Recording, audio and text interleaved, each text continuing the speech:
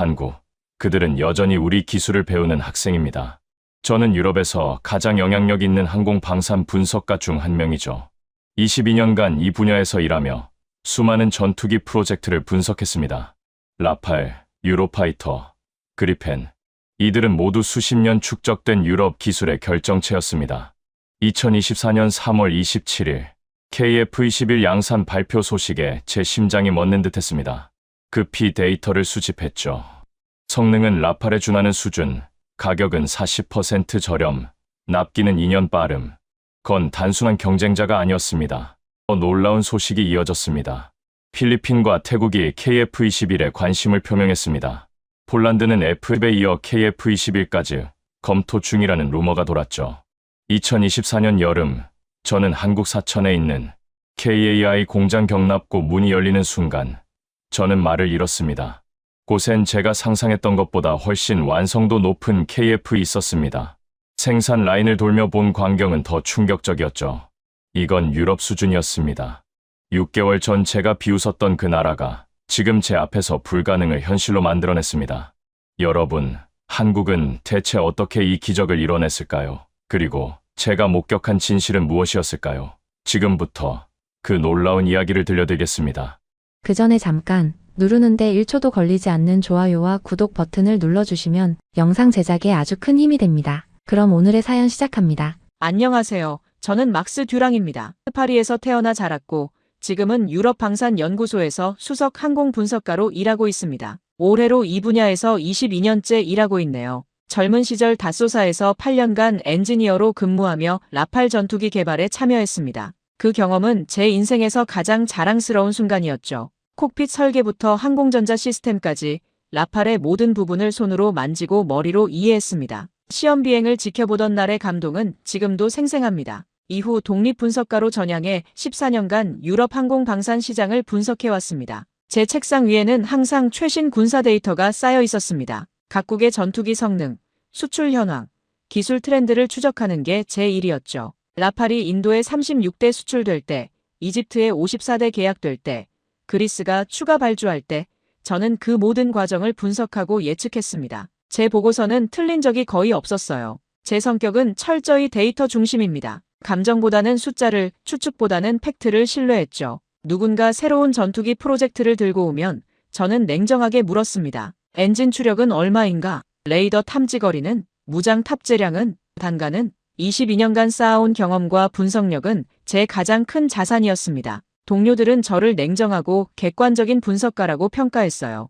회의에서 제가 고개를 끄덕이면 프로젝트가 진행됐고 제가 고개를 저으면 재검토에 들어갔습니다. 파리의 연구소는 에펠탑이 보이는 센 강변에 위치해 있었습니다. 매일 아침 출근길에 저는 유럽의 자부심을 느꼈습니다. 창밖으로 보이는 에펠탑, 노트르담 대성당, 루브르 박물관. 이 모든 것이 유럽 문명의 위대함을 상징했죠. 항공산업도 마찬가지였습니다. 우리는 라이트 형제 이후 100년 넘게 하늘을 지배해왔습니다. 콩코드 초음속 여객기를 만들었고 에어버스로 보잉과 경쟁했으며 라팔과 유로파이터로 전투기 시장을 장악했습니다. 한국에 대한 제 인식은 단순했습니다. 그들은 우리 기술을 배우는 학생이었습니다. 물론 TOC 훈련기를 성공적으로 만든 건 인정합니다. 하지만 그건 록히드 마틴의 도움을 받은 결과였죠. F-16 전투기 기술을 이전받아 만든 거였어요. 독자적으로 전투기를 개발한다는 건 완전히 다른 차원의 문제였습니다. 엔진 하나 만드는데도 수십 년이 걸리고 스텔스 기술은 더욱 복잡하죠.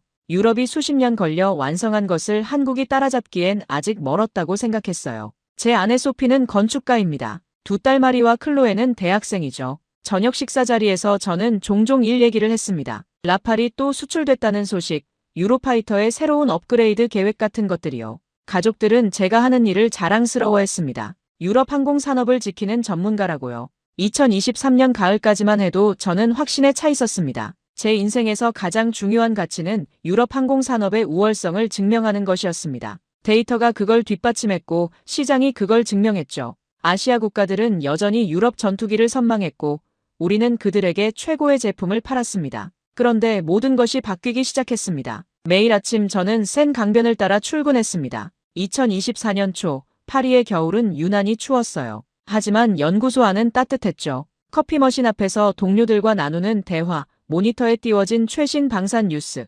회의실에서 오가는 분석 보고서. 모든 것이 익숙하고 안정적이었습니다. 유럽 방산 시장은 예측 가능했습니다. 프랑스와 독일이 차기 전투기 공동 개발을 논의하고 있었고, 다소사는 라팔 F5 업그레이드 계획을 발표했죠. 인도는 추가 발주를 검토 중이었고, 인도네시아도 관심을 보였습니다. 모든 게 제자리에 있는 것처럼 보였어요. 제 책상 위 달력에는 3월에 열릴 싱가포르 에어쇼가 표시돼 있었습니다. 2년마다 열리는 아시아 최대 항공 전시회죠. 저는 그곳에서 라팔의 우수성을 다시 한번 확인할 생각이었습니다. 보고서 초안도 이미 작성해뒀어요. 라팔 F사의 기술적 우위, 검증된 실전 경험, 유럽의 신뢰성, 이런 내용들이었죠. 제 동료 장 피에르는 독일 출신 분석가입니다. 그는 유로파이터 전문가였죠. 우리는 종종 농담을 주고받았습니다. 라팔이 나으냐, 유로파이터가 나으냐. 하지만 근본적으론 같은 편이었어요. 유럽 항공 산업을 지키는 사람들이었죠.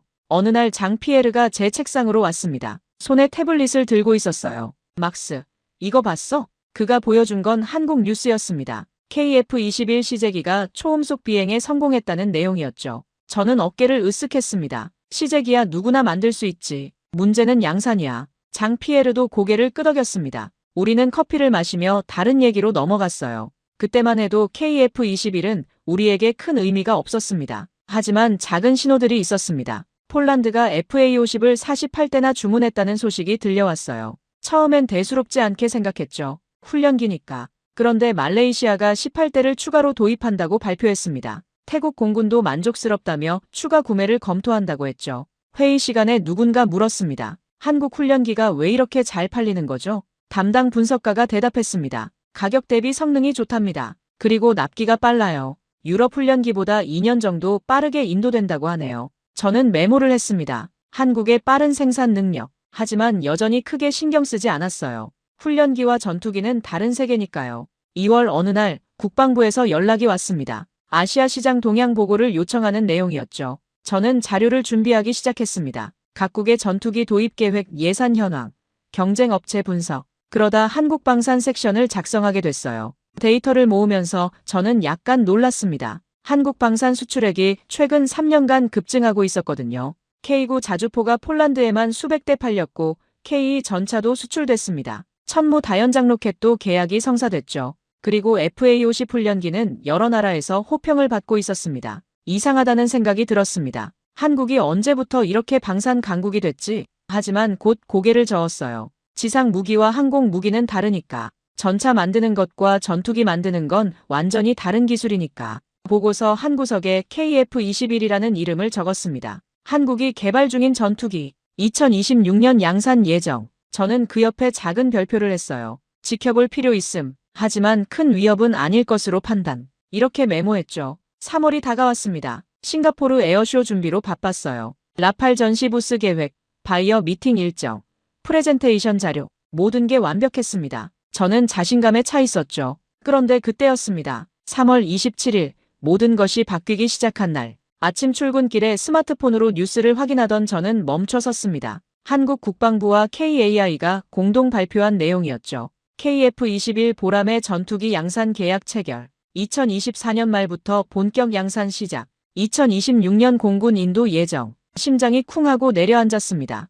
양산이라고? 벌써? 저는 급히 연구소로 달려갔습니다. 사무실 문을 열자마자 소리쳤죠. 장 피에르, 한국 뉴스 봤어? 그도 이미 알고 있었습니다. 우리는 급히 회의실로 모였어요. 다른 분석가들도 마찬가지였죠. 모두의 얼굴에 당혹감이 역력했습니다. 저는 노트북을 열고 KF-21 데이터를 검색하기 시작했습니다. 최대 속도 마하 1.8, 전투행동 반경 2900km, 무장탑 재량 7.7톤, 능동전자주사식 위상배열 레이더 장착. 이건 4.5세대 전투기의 완벽한 스펙이었습니다. 더 충격적인 건 가격이었죠. 대당 약 6,500만 달러. 라팔 F사가 약 1억 달러인 것에 비하면 40% 저렴했습니다. 이럴 수가. 저는 중얼거렸습니다. 장 피에르가 말했습니다. 한국이 이걸 10년 만에 만들었다는 거야? 우리는 라팔 개발에 30년 걸렸는데. 회의실이 조용해졌습니다. 모두가 같은 생각을 하고 있었죠. 이건 예상 밖이다. 완전히 예상 밖이다. 제 손이 떨렸습니다. 22년 커리어에서 이런 당황스러움을 느낀 적이 없었어요. 저는 항상 시장을 예측했고 트렌드를 파악했으며 경쟁자를 분석했습니다. 그런데 이번엔 완전히 놓쳤어요. KF-21이 이렇게 빨리 이렇게 완성도 높게 나올 줄 몰랐습니다. 오후에 프랑스 국방부에서 긴급 연락이 왔습니다. 즉각 보고서를 작성하라는 지시였죠. 저는 밤새 자료를 모았습니다. KF-21의 개발 과정, 기술 사양, 예상 수출 가격, 잠재 구매국 리스트, 모든 걸 분석했어요. 그리고 깨달았습니다. 이건 단순한 경쟁자 출현이 아니라는 것을요. 다음 날 아침 회의는 긴박했습니다. 국방부 관계자, 다쏘사 임원, 그리고 저희 같은 분석가들이 모였죠. 화면에 KF-21 사진이 띄워졌습니다. 날렵한 형상의 쌍발 전투기, 스텔스 설계가 적용된 외형, 내부 무장창. 다쏘사 CEO가 입을 열었습니다. 여러분, 이건 심각한 문제입니다. 한국이 우리가 예상했던 것보다 훨씬 빠르게 움직이고 있습니다. 그는 데이터를 제시했습니다. 필리핀이 KF-21에 관심을 표명했다는 정보, 태국도 검토 중이라는 첩보, 심지어 폴란드까지 차기 전투기로 고려한다는 루머, 모두 확인되지 않은 정보였지만 무시할 수 없는 신호들이었죠. 국방부 관계자가 물었습니다. 듀랑 박사, 객관적으로 평가해 주십시오. KF-21의 실제 경쟁력은 어느 정도입니까? 저는 심호흡을 했습니다. 22년 경력을 걸고 대답해야 하는 순간이었죠. 솔직히 말씀드리면 예상보다 훨씬 높습니다. 성능은 라팔 F4와 비슷한 수준이고 가격은 40% 저렴합니다. 게다가 한국의 생산 능력을 고려하면 납기도 우리보다 빠를 겁니다. 회의실이 얼어붙었습니다. 저는 계속 말했습니다. 더 큰 문제는 한국이 전투기만 파는 게 아니라는 점입니다. 그들은 훈련, 정비, 무장까지 포함된 완전한 패키지를 제공합니다. FA-50 훈련기부터 KF-21 전투기까지 단계적으로 도입할 수 있는 시스템이죠. 이건 우리가 제공하지 못하는 장점입니다. 다쏘사 CEO의 표정이 굳었습니다. 그는 알고 있었죠. 이게 얼마나 심각한 문제인지. 회의가 끝나고 저는 사무실로 돌아왔습니다. 창밖으로 에펠탑이 보였어요. 여전히 아름다웠지만 왠지 예전만큼 자신감이 느껴지지 않았습니다. 스마트폰이 울렸습니다. 아내 소피였어요. 여보, 저녁 뭐 먹을까요? 저는 대답했습니다. 아무거나 괜찮아. 오늘 좀 피곤해. 전화를 끊고 저는 다시 모니터를 봤습니다. KF-21 사진이 화면을 채우고 있었죠. 6개월 전만 해도 비웃었던 그 전투기가 지금은 제 가장 큰 고민거리가 됐습니다. 이럴 순 없어. 분명 뭔가 놓친 게 있을 거야. 저는 스스로를 다독였습니다. 하지만 불안감은 가시지 않았어요. 그날 밤 집에 돌아와서도 일이 손에 잡히지 않았습니다. 저녁 식사 자리에서 딸마리가 물었어요. 아빠, 무슨 일 있어요?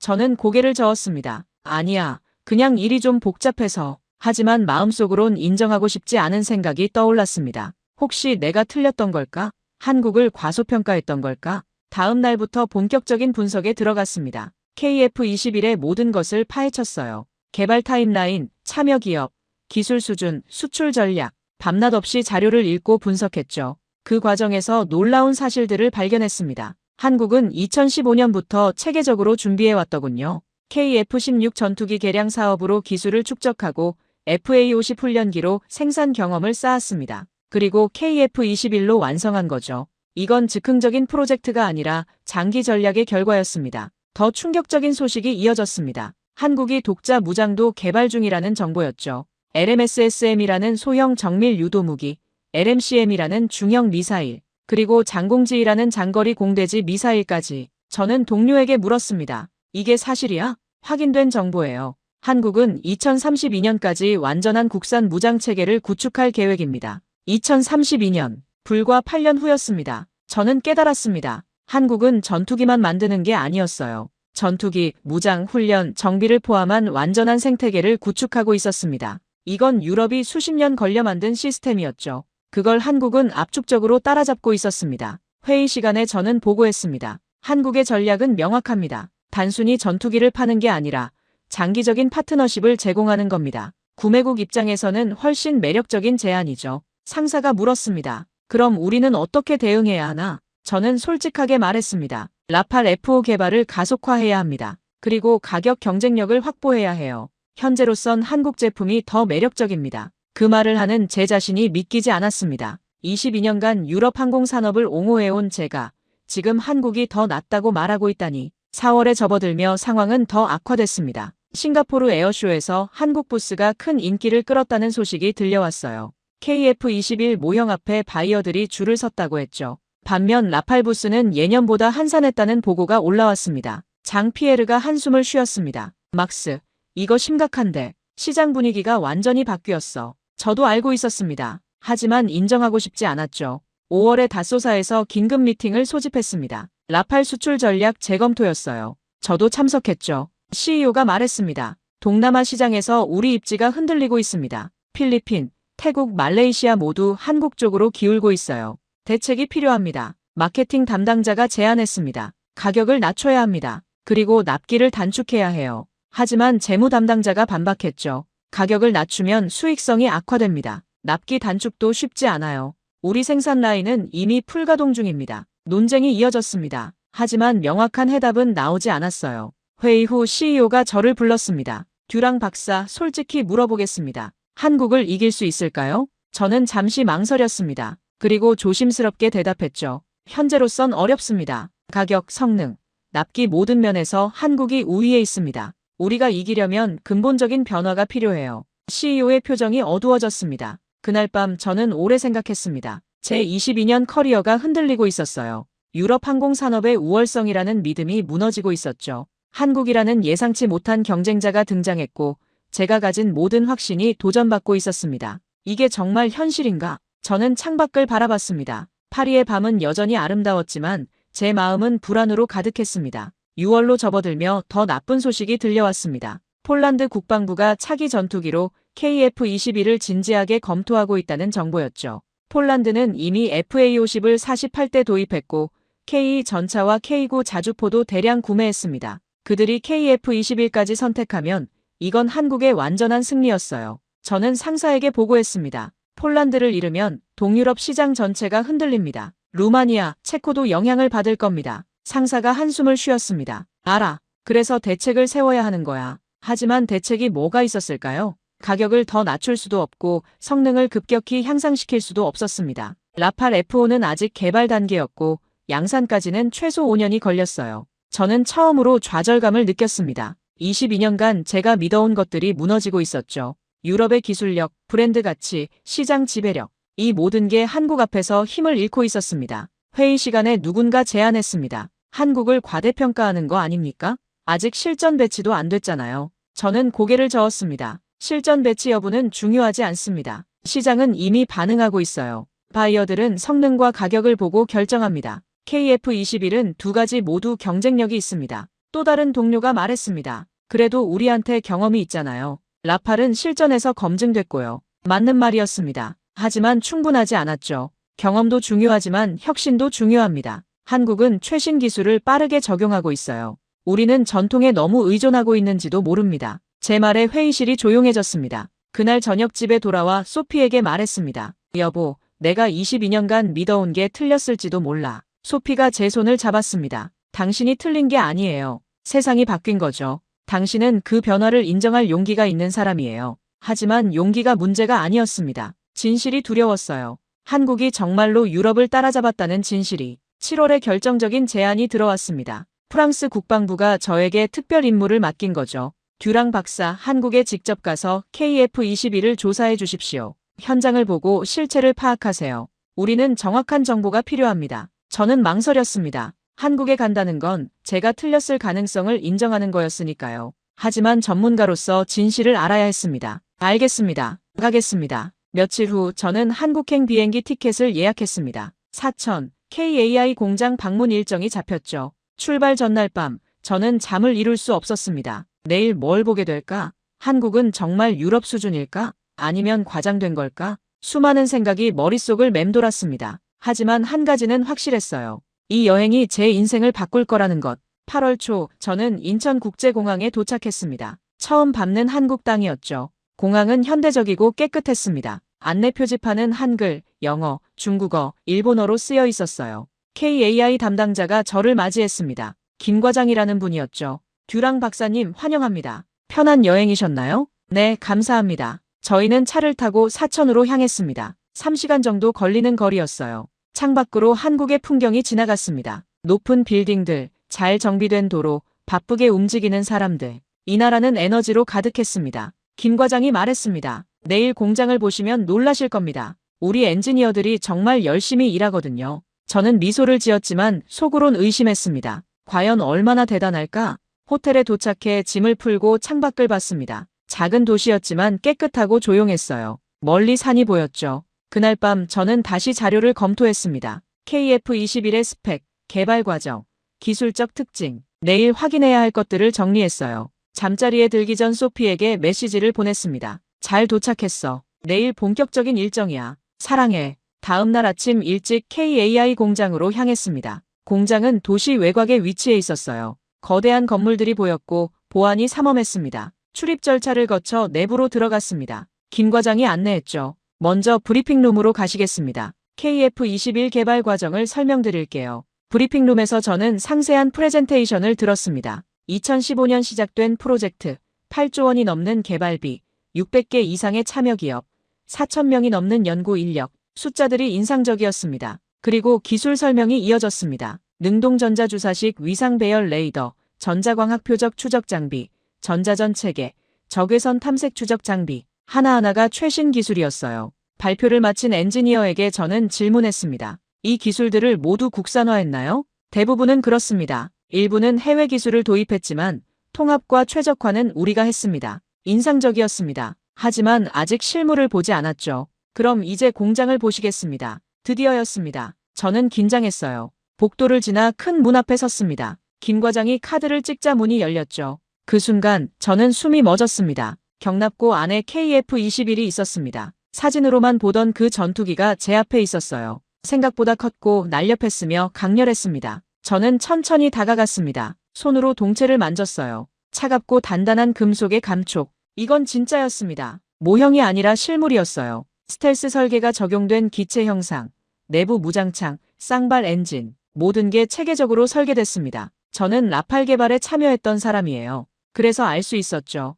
이건 제대로 만들어진 전투기였습니다. 어떠세요? 김 과장이 물었습니다. 저는 솔직하게 대답했습니다. 놀랍습니다. 예상보다 훨씬 완성도가 높네요. 감사합니다. 우리 엔지니어들이 밤낮 없이 일한 결과입니다. 생산 라인으로 이동했습니다. 그곳에선 여러 대의 KF-21이 조립 중이었어요. 각 단계마다 작업자들이 정확하게 움직였죠. 로봇팔이 부품을 조립하고 엔지니어들이 검수했습니다. 저는 감탄했습니다. 이건 유럽 생산 라인과 비교해도 전혀 뒤지지 않았어요. 아니, 어떤 면에선 더 효율적이었습니다. 연간 생산 능력은 어느 정도인가요? 현재는 20대 정도입니다. 하지만 라인을 확장하면 40대까지 가능합니다. 40대. 라팔 생산 라인과 비슷한 수준이었습니다. 점심시간에 엔지니어들과 식사를 했습니다. 그들은 젊고 열정적이었어요. KF-21에 대한 자부심이 대단했죠. 한 엔지니어가 말했습니다. 저희는 이 전투기로 세계 시장에 진출할 겁니다. 유럽 전투기와 당당히 경쟁하고 싶어요.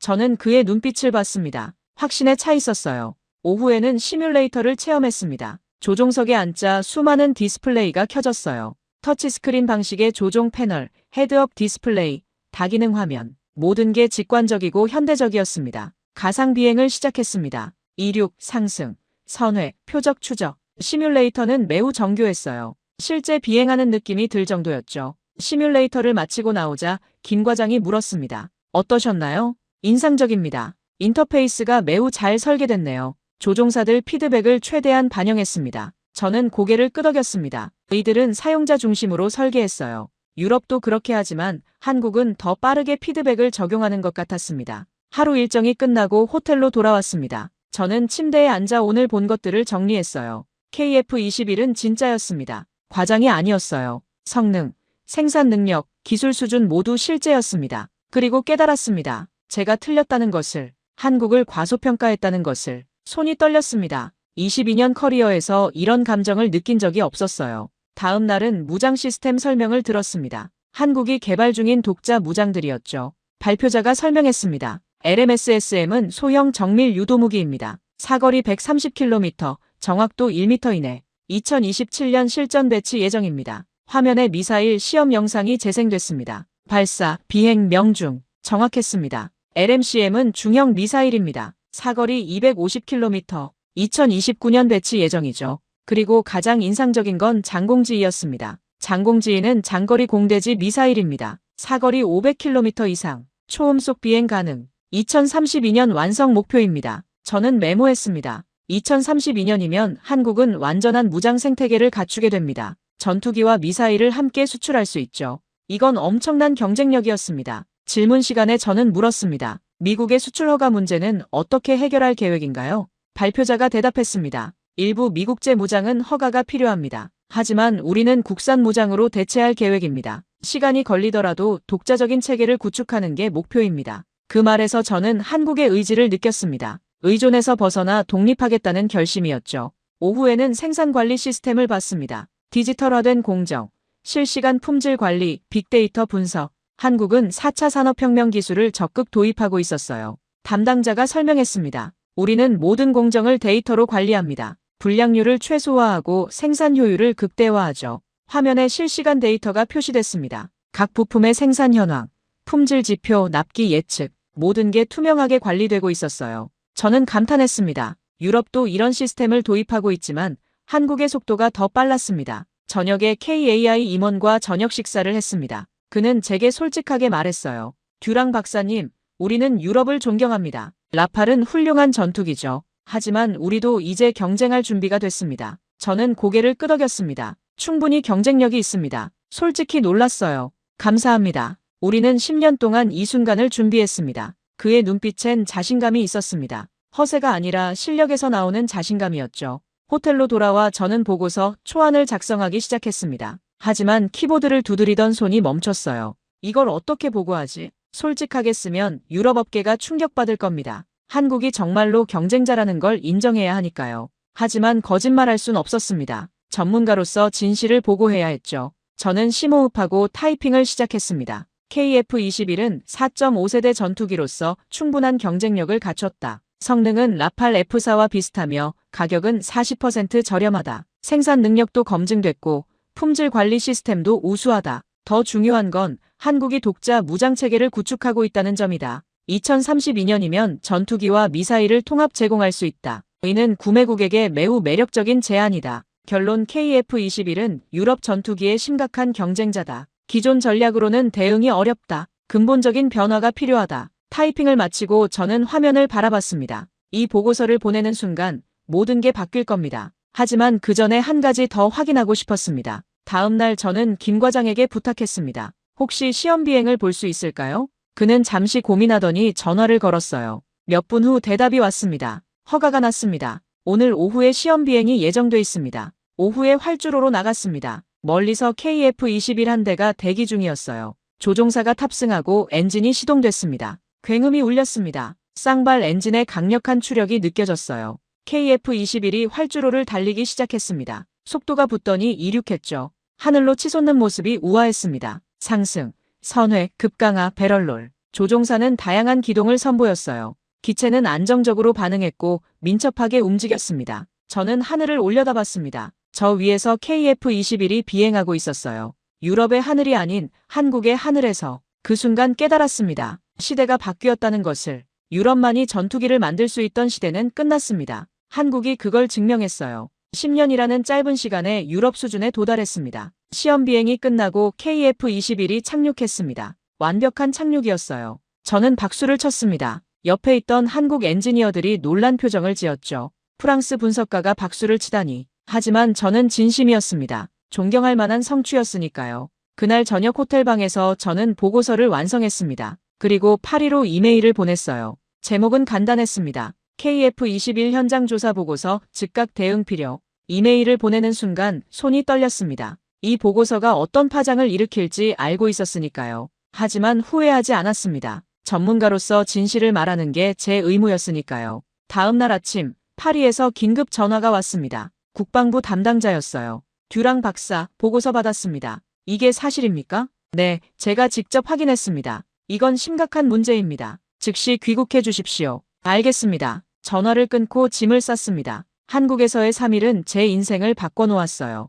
공항으로 가는 길에 김 과장이 말했습니다. 박사님, 다시 오세요. 언제든 환영합니다. 저는 미소를 지었습니다. 꼭 다시 오겠습니다. 그리고 마음속으로 다짐했죠. 이제 한국을 무시하지 않겠다고, 경쟁자로 존중하겠다고. 인천공항에서 파리행 비행기에 올랐습니다. 창밖으로 한국의 풍경이 멀어졌어요. 11시간의 비행 동안 저는 생각했습니다. 앞으로 어떻게 해야 할까? 유럽은 어떻게 대응해야 할까? 파리에 도착했을 때 제 마음은 복잡했습니다. 한편으론 충격이었고 한편으론 존경이었어요. 다음 날 긴급회의가 소집됐습니다. 국방부, 다쏘사, 그리고 주요 분석가들이 모였죠. 제 보고서가 회의 자료로 배포됐습니다. 모두가 심각한 표정으로 읽었어요. 국방부 관계자가 물었습니다. 박사님, 정말 이 정도입니까? 저는 고개를 끄덕였습니다. 제가 과장한 게 아닙니다. 오히려 보수적으로 평가했어요. 한국의 역량은 우리 예상을 뛰어넘습니다. 다쏘사 CEO가 한숨을 쉬었습니다. 그럼 우리는 어떻게 해야 하나?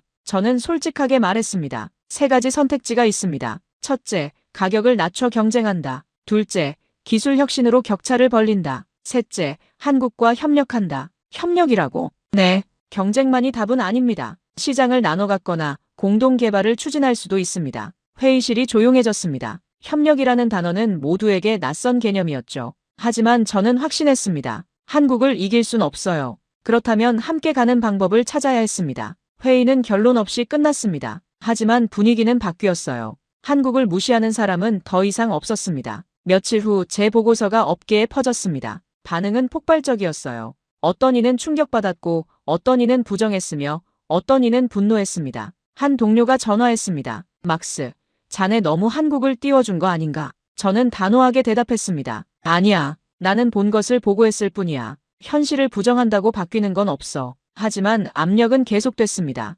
보고서를 수정하라는 요구, 한국을 과대평가했다는 비판, 심지어 협박도 있었어요. 어느 날 상사가 저를 불렀습니다. 막스, 보고서를 좀 부드럽게 수정할 수 없나? 저는 고개를 저었습니다. 안 됩니다. 이게 진실입니다. 하지만 업계에 미치는 영향을 생각해야 하네. 저는 단호하게 말했습니다. 제 책임은 진실을 보고하는 겁니다. 업계 이익이 아니라요. 상사의 표정이 굳었습니다. 자네 입지가 좁아질 수 있네. 저는 알고 있었습니다. 하지만 후회하지 않았어요. 그날 밤 집에 돌아와 소피에게 말했습니다. 여보, 나 이 일을 계속할 수 있을까? 소피가 제 손을 잡았습니다. 당신은 옳은 일을 하고 있어요. 진실을 말하는 건 용기가 필요한 일이죠. 그 말에 힘을 얻었습니다. 9월에 들어서며 상황이 급변했습니다. 필리핀이 KF-21에 공식 관심을 표명했어요. 구매 의향서까지 전달했다는 소식이었죠. 유럽 방산업계는 발칵 뒤집혔습니다. 필리핀은 전통적으로 미국, 유럽 무기를 선호하던 나라였으니까요.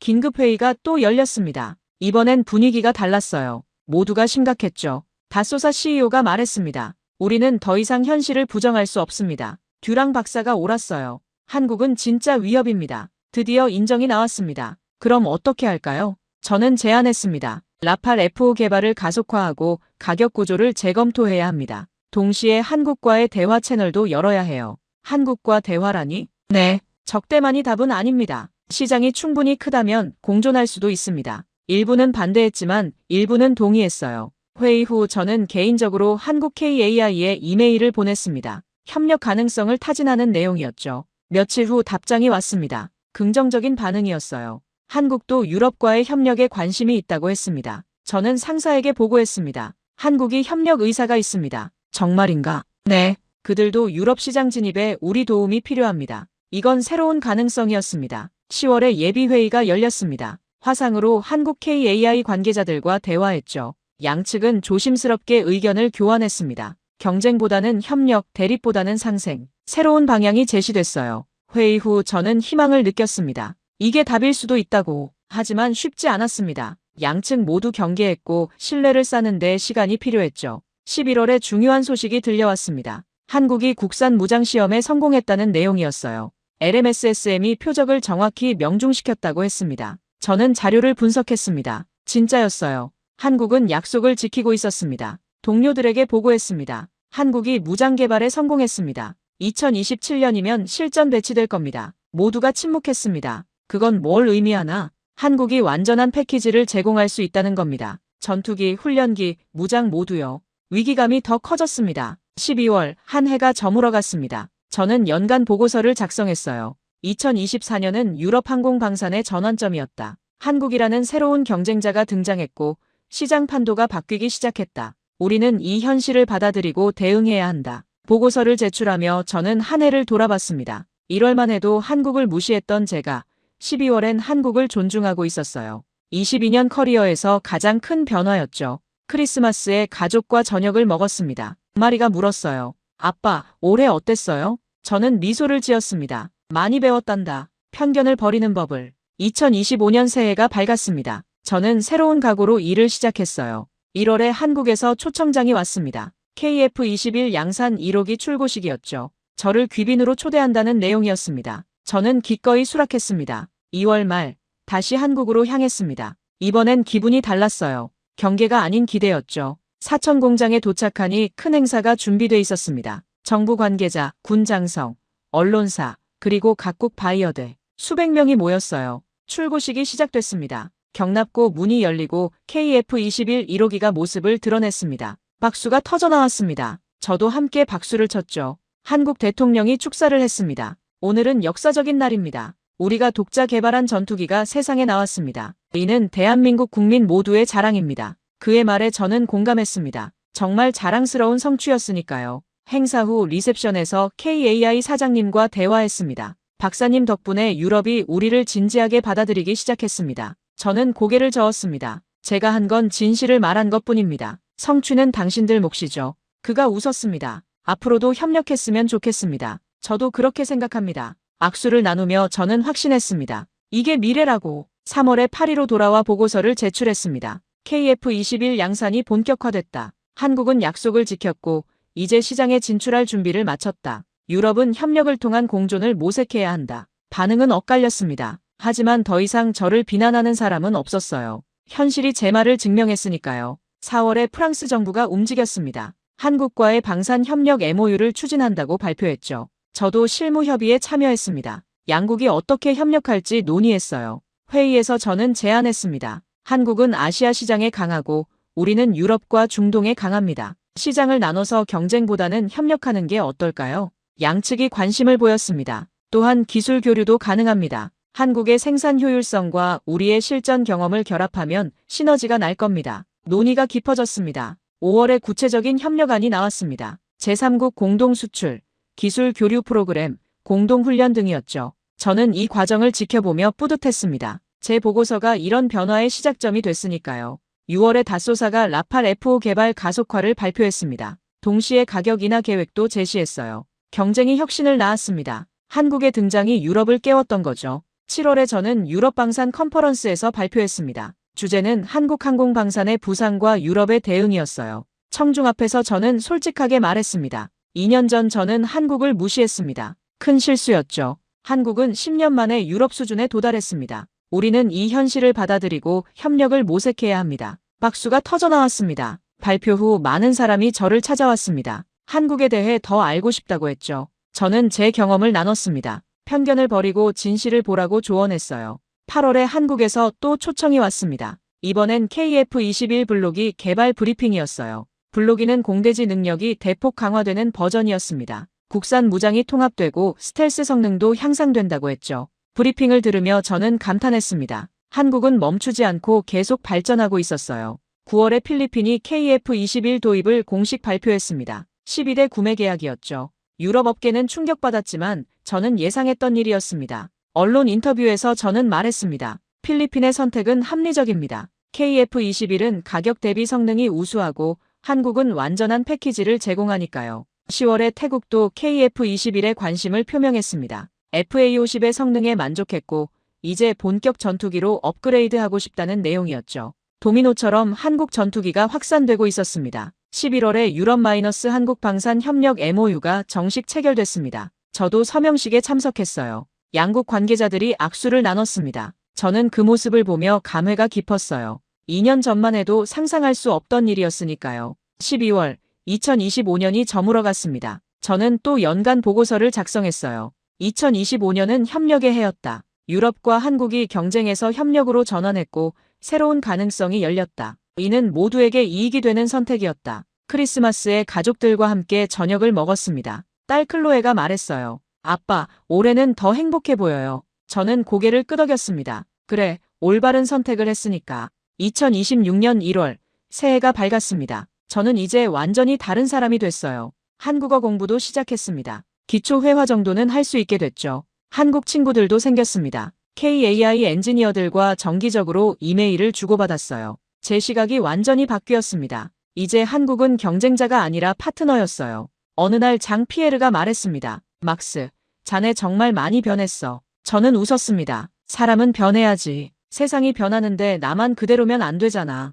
그가 고개를 끄덕였습니다. 이제 저는 유럽-아시아 방산 협력 자문위원으로 활동하고 있습니다. 양쪽을 오가며 가교 역할을 하죠. 제 사무실엔 2개의 깃발이 걸려 있습니다. 프랑스 국기와 태극기. 저는 두 나라 모두를 존중합니다. 최근 폴란드가 KF-21 도입을 공식 검토한다고 발표했습니다. FA-50, K9에 이은 선택이었죠. 저는 폴란드 국방부에 자문을 제공했습니다. KF-21은 좋은 선택입니다. 하지만 라팔도 검토해보세요. 각각 장단점이 있으니까요. 공정한 조언이었습니다. 저는 더 이상 편향되지 않았어요. 오늘 아침 한국에서 이메일이 왔습니다. KF-21 블록 3 계획 브리핑 초대장이었어요. 블록 3는 완전한 스텔스 버전이라고 했습니다. 저는 수락 메일을 보냈습니다. 또 한국에 갈 생각에 설렙니다. 창밖을 봅니다. 에펠탑이 여전히 아름답게 서 있어요. 하지만 이제 저는 알아요. 아름다움은 한 곳에만 있지 않다는 것을. 소피가 커피를 건넸습니다.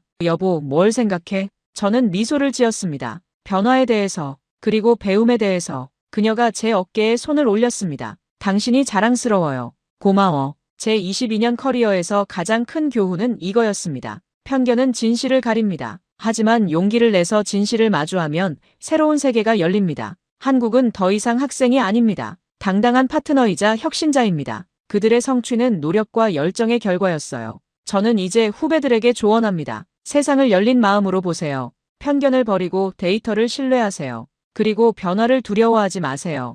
이것이 제가 배운 가장 중요한 교훈입니다. 여러분, 이 이야기가 주는 메시지는 명확합니다. 편견은 우리를 맹목적으로 만들지만 진실은 우리를 자유롭게 합니다. 한국의 KF-21은 단순한 전투기가 아닙니다. 한 나라의 의지와 노력이 만들어낸 기적입니다. 10년이라는 시간 동안 수천 명의 엔지니어가 밤낮 없이 일했고 8조 원이 넘는 투자가 이루어졌으며 600개 이상의 기업이 참여했습니다. 그 결과 탄생한 KF-21은 이제 세계 시장에서 인정받고 있습니다. 필리핀, 태국, 폴란드가 관심을 보이고 더 많은 나라가 줄을 서고 있습니다. 2032년이면 한국은 완전한 무장 생태계까지 갖추게 됩니다. 전투기, 미사일, 훈련, 정비를 모두 제공하는 유일한 나라가 될 겁니다. 저는 이 모든 과정을 목격했습니다. 처음에 무시해서 충격과 좌절을 거쳐 마침내 존경과 협력에 이르기까지. 제 변화는 곧 유럽 방산업계의 변화였습니다. 우리는 이제 한국을 존중하고 함께 미래를 만들어가고 있습니다.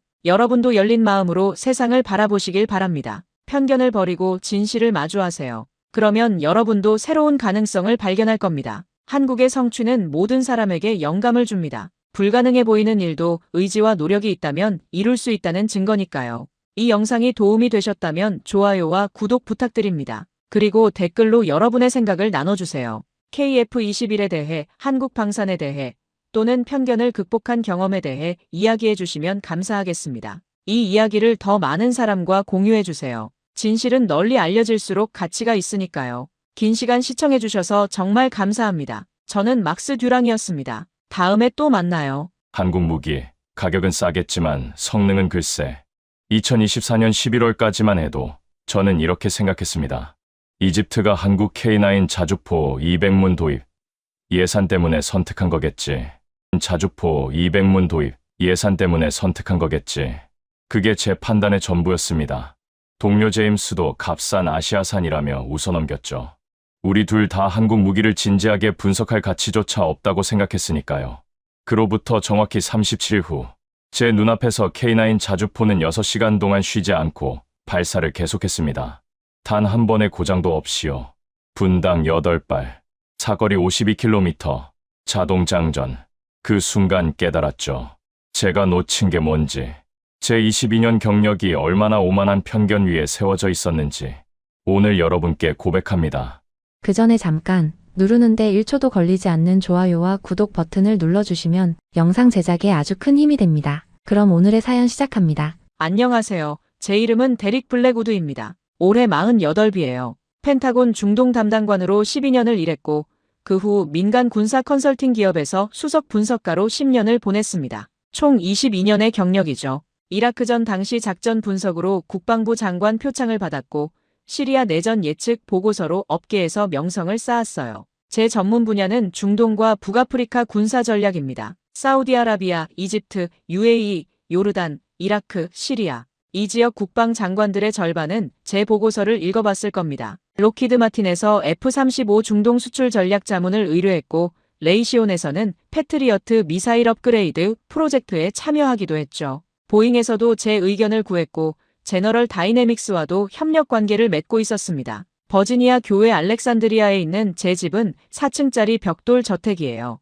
서재 벽에는 이라크 바그다드에서 찍은 사진들이 걸려 있습니다. 에미레이 1 에이브럼스 전차 옆에서 펜타곤 동료들과 찍은 사진, 걸프전 참전 용사 할아버지와 함께한 기념 사진, 사우디 왕실 고문관들과의 회의 사진. 제 인생은 미국 무기와 함께였다고 해도 과언이 아니에요. 책장엔 제인스 디펜스 위클리, 밀리터리 테크놀로지 같은 전문지들이 빼곡히 꽂혀 있었죠. 저는 철저한 데이터주의자입니다. 감정이 아닌 숫자로 판단하죠. 그래서 동료들은 저를 냉철한 분석가, 때로는 냉혈한이라고 부릅니다. 22년간 제가 내린 결론은 명확했어요. 중동 무기 시장은 미국이 45%, 러시아가 30%, 유럽이 20%를 차지한다. 프랑스의 라팔 전투기, 독일의 레오파르트 전차, 영국의 챌린저 전차. 이것들이 진짜 무기였죠. 나머지 5%? 그건 중국, 한국, 이스라엘 같은 나라들이 나눠먹는 틈새 시장일 뿐이다. 저는 이 공식을 절대적으로 믿었어요.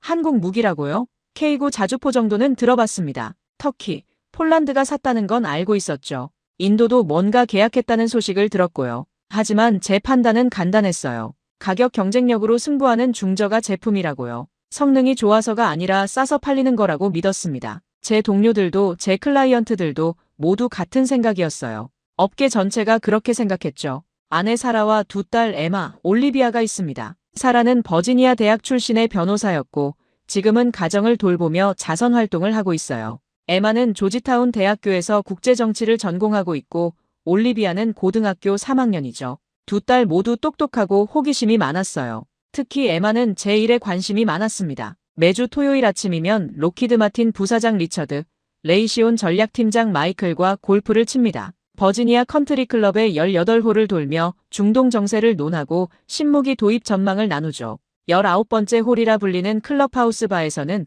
위스키를 마시며 방산 계약 정보를 교환합니다. 이게 워싱턴 DC 방산 업계의 생리였어요. 제 사무실은 워싱턴 DC 중심가 K스트리트에 있습니다. K스트리트는 로비스트들의 거리로 유명하죠. 백악관에서 차로 10분 거리, 유리창 너머로 국회의사당 돔이 보이는 그곳에서 저는 매일 중동 각국의 군사 동향을 분석했어요. 클라이언트는 주로 미국 방산 기업들입니다. 제가 쓴 보고서 한 건당 수수료가 5만 달러에서 10만 달러까지 나가죠. 연간 수입은 200만 달러를 넘었습니다. 딸들의 대학 학비, 집 대출 모두 넉넉하게 감당할 수 있었어요. 한국에 대해서요? 솔직히 관심이 없었습니다. K-팝이나 삼성 스마트폰 정도는 알았지만 방산 분야에선 별로 중요한 나라가 아니라고 생각했어요. 올리비아가 BTS 노래를 틀어놓으면 귀를 막곤 했죠.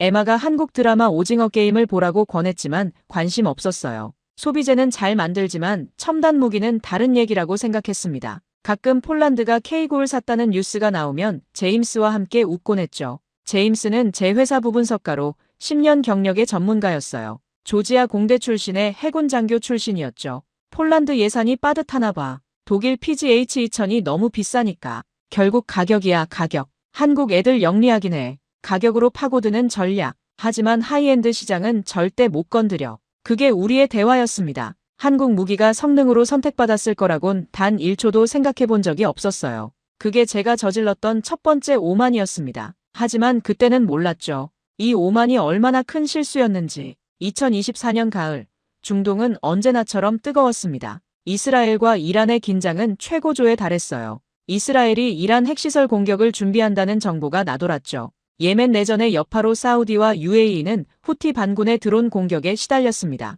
리비아는 동부와 서부로 나뉘어 내전이 계속됐고요. 시리아는 여전히 혼란 속이었죠. 이집트는 그 한가운데 있었습니다. 리비아와 2000km가 넘는 국경을 맞대고 있고 시나이 반도에선 이슬람 국가 잔당들과의 충돌이 끊이지 않았어요. 수에즈 운하를 지켜야 하는 전략적 요충지였죠. 가자지구와도 국경을 접하고 있어서 이스라엘 팔레스타인 분쟁에서도 중요한 역할을 했습니다. 이집트군은 미국 무기의 최대 수혜국 중 하나였어요. 에미레이 1 에이브럼스 전차 1000대 이상, F-16 전투기 220대, AH-64 아파치 헬기 수십 대, M109A 자주포 500문 이상, 매년 미국 정부로부터 13억 달러의 군사 원조를 받았죠. 이건 이스라엘 다음으로 많은 액수였어요. 1979년 캠프 데이비드 협정 이후 이집트는 미국의 중요한 중동 동맹국이 됐고 그 대가로 엄청난 군사 지원을 받았습니다. 제 입장에선 이집트는 미국 무기의 확실한 시장이었습니다. 흔들릴 리 없는 시장이었죠.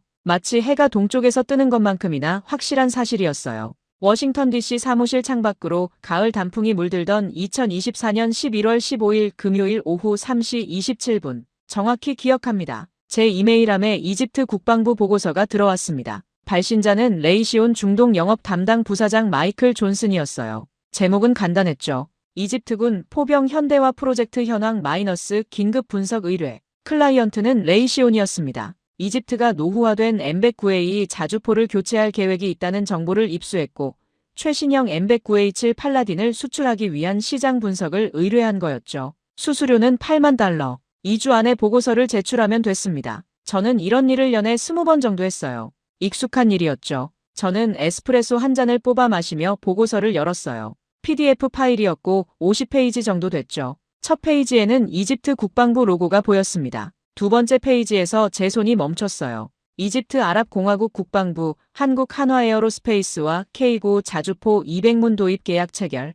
계약 규모 20억 달러. 뭔가 잘못 봤다고 생각했습니다. 200문이라고요? 저는 다시 읽었어요. 천천히 단어 하나하나 확인하면서 착각이 아니었습니다. 200문. 그건 시범 도입 규모가 아니었어요. 보통 시범 도입은 10대에서 20대 정도였죠. 200문은 본격적인 주력 무기 전환을 의미하는 수치였습니다. 계약 규모는 20억 달러, 대당 1천만 달러였어요. 여기에는 탄약, 훈련, 정비 지원이 포함됐죠. 한국 한화에어로스페이스와 체결했고 2025년부터 2027년까지 3년간 인도된다고 했습니다. 게다가 천무 다연장 로켓 시스템 100문 추가 논의 중이라는 내용도 있었어요. 더 놀라운 건 K2 흑표 전차 시범 도입까지 검토하고 있다는 거였죠. 이게 뭐야? 이게 대체 뭐야? 제 입에서 저절로 말이 나왔습니다. 목소리가 떨렸어요.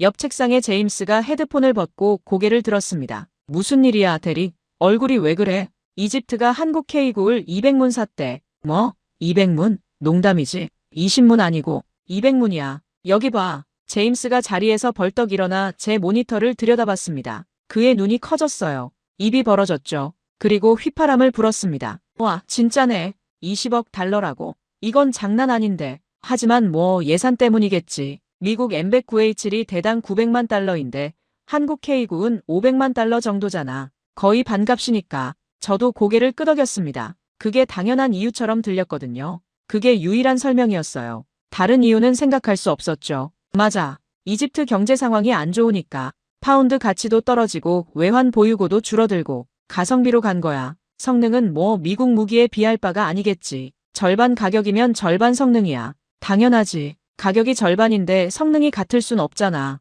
물리 법칙에 어긋나. 한국 애들 장사는 잘해. 저가 시장 공략. 우리는 그렇게 결론 내렸습니다. 한국 무기를 진지하게 분석할 필요조차 느끼지 못했죠. 그게 얼마나 큰 실수였는지 그때는 몰랐습니다. 그날 저녁 6시쯤 저는 레이시온 담당자 마이클에게 전화를 걸었어요. 그는 보스턴 본사에 있었죠. 마이클, 이집트 건 봤어요. 보고서 받았습니다. 봤지, 대릭. 짜증나는군. 한국 애들이 가격으로 끼어든 거야. 우리가 M109A7 제안했는데 말이야. 성능 차이를 강조하면 어떨까요? M109A7의 우수성을 부각시키는 보고서를 쓸게요. 디지털 사격 통제 시스템, 향상된 장갑, 엔진 출력, 이런 걸 중점적으로 다루면 좋아. 그렇게 해줘. 이집트 국방부에 다시 접근할 방법을 찾아야 해. 어차피 하이엔드 시장은 우리 거야. 저가 제품은 결국 문제가 생기게 돼 있어. 그럼 2주 안에 보고서 드리겠습니다. 고마워, 대릭. 내가 최고야. 전화를 끊고 저는 안심했습니다.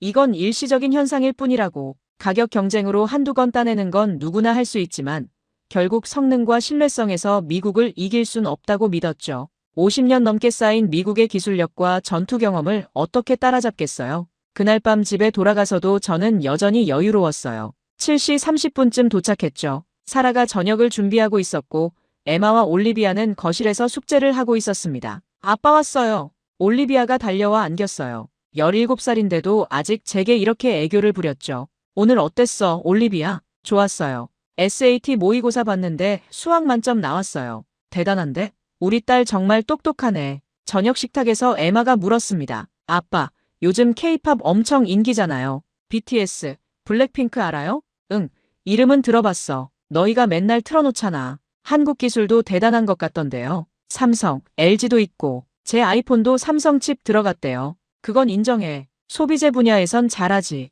반도체도 세계 1위고. 하지만 군사무기는 다른 얘기야. 왜요? 무기는 생명이 걸린 문제거든. 가장 신뢰할 수 있는 나라에서 사야 해. 그게 바로 미국이고, 우린 2차 대전, 한국전쟁, 베트남전, 걸프전, 이라크전, 아프간전을 치렀어. 실전 경험이 축적돼 있지. 그래도 한국도 6.25 전쟁 겪었잖아요. 북한이랑 아직도 대치 중이고, 그건 다른 문제야. 저는 말을 얼버무렸어요. 사실 에마의 지적이 날카로웠거든요. 하지만 인정하고 싶지 않았죠. 사라가 웃으며 말했습니다. 여보, 우리 딸이 당신을 이기네요. 에마, 아빠 괴롭히지 마. 괴롭히는 게 아니라 토론하는 거예요, 엄마. 에마는 토론을 좋아했어요. 조지타운 대학 토론팀에서 활동하고 있었죠. 저는 화제를 돌렸습니다. 올리비아는 대학 어디 지원할 거야? 컬럼비아 대학이요. 국제정치 전공하고 싶어요. 아빠처럼. 좋은 선택이야. 그날 밤은 평범했습니다. 저녁을 먹고 뉴스를 보고 책을 읽다 잠들었죠. 제 인생에서 큰 변화가 시작될 거라곤 전혀 몰랐어요. 하지만 그로부터 정확히 이틀 후, 제 확신은 흔들리기 시작했습니다. 2024년 11월 17일 일요일 아침 9시, 저는 CNN 뉴스를 보고 있었어요. 소파에 앉아 커피를 마시면서요. 중동 섹션에서 이집트 관련 보도가 나왔죠. 화면에 CNN 중동 특파원이 나타났습니다. 이집트, 한국산 K9 자주포 시험평가에서 놀라운 성능 확인, 분당 발사 속도와 명중률에서 서방 무기 능가, 중동 방산 시장의 지각 변동 예고, 앵커의 목소리가 귓가에 꽂혔습니다. 화면엔 사막에서 K9이 포탄을 쏘아대는 장면이 나왔어요. 굉음과 함께 모래먼지가 피어올랐죠. 카메라가 흔들렸고 폭발 장면이 이어졌습니다. 현지 소식통에 따르면 K9 자주포는 분당 6발에서 8발까지 발사가 가능하며 52km 사거리를 자랑합니다. 미국 M109A7의 분당 4발, 40km와 비교해 현저히 우수한 수치입니다. 자동장전 시스템 덕분에 운용 인력도 3명으로 충분하며 이는 M109A7의 7명과 대조를 이룹니다. 제 손에서 커피잔이 떨렸습니다. 커피가 좀 흘렀어요. 분당 8발이라고요? 그건 독일 PGH-2000 수준이었어요. 세계 최고 수준이죠. 사거리 52km라는 것도 놀라웠습니다. M109A7보다 12km나 멀었어요. 화면이 바뀌었습니다. 이집트군 장성이 인터뷰하는 모습이 나왔어요. 우리는 공정한 평가를 실시했습니다. K9은 우리의 기대를 뛰어넘었습니다. 사막 환경에서의 안정성, 정비의 용이성, 모든 면에서 인상적이었습니다. 이게 사실일까? 사라가 옆에서 물었습니다. 뭐가요, 여보? 이 한국 무기 성능 말이야. CNN이 보도했다는 건 어느 정도 신빙성이 있다는 건데 CNN은 함부로 보도 안 해. 글쎄요. 과장된 거 아닐까요? 한국이 홍보한 자료를 그대로 쓴 거 아닐까? 그래야 할 텐데. 하지만 제 목소리엔 확신이 없었습니다. CNN은 팩트체크가 철저한 매체였거든요. 검증 안 된 정보를 내보낼 리 없었어요. 제 가슴속 어딘가에서 불안이 고개를 들기 시작했습니다.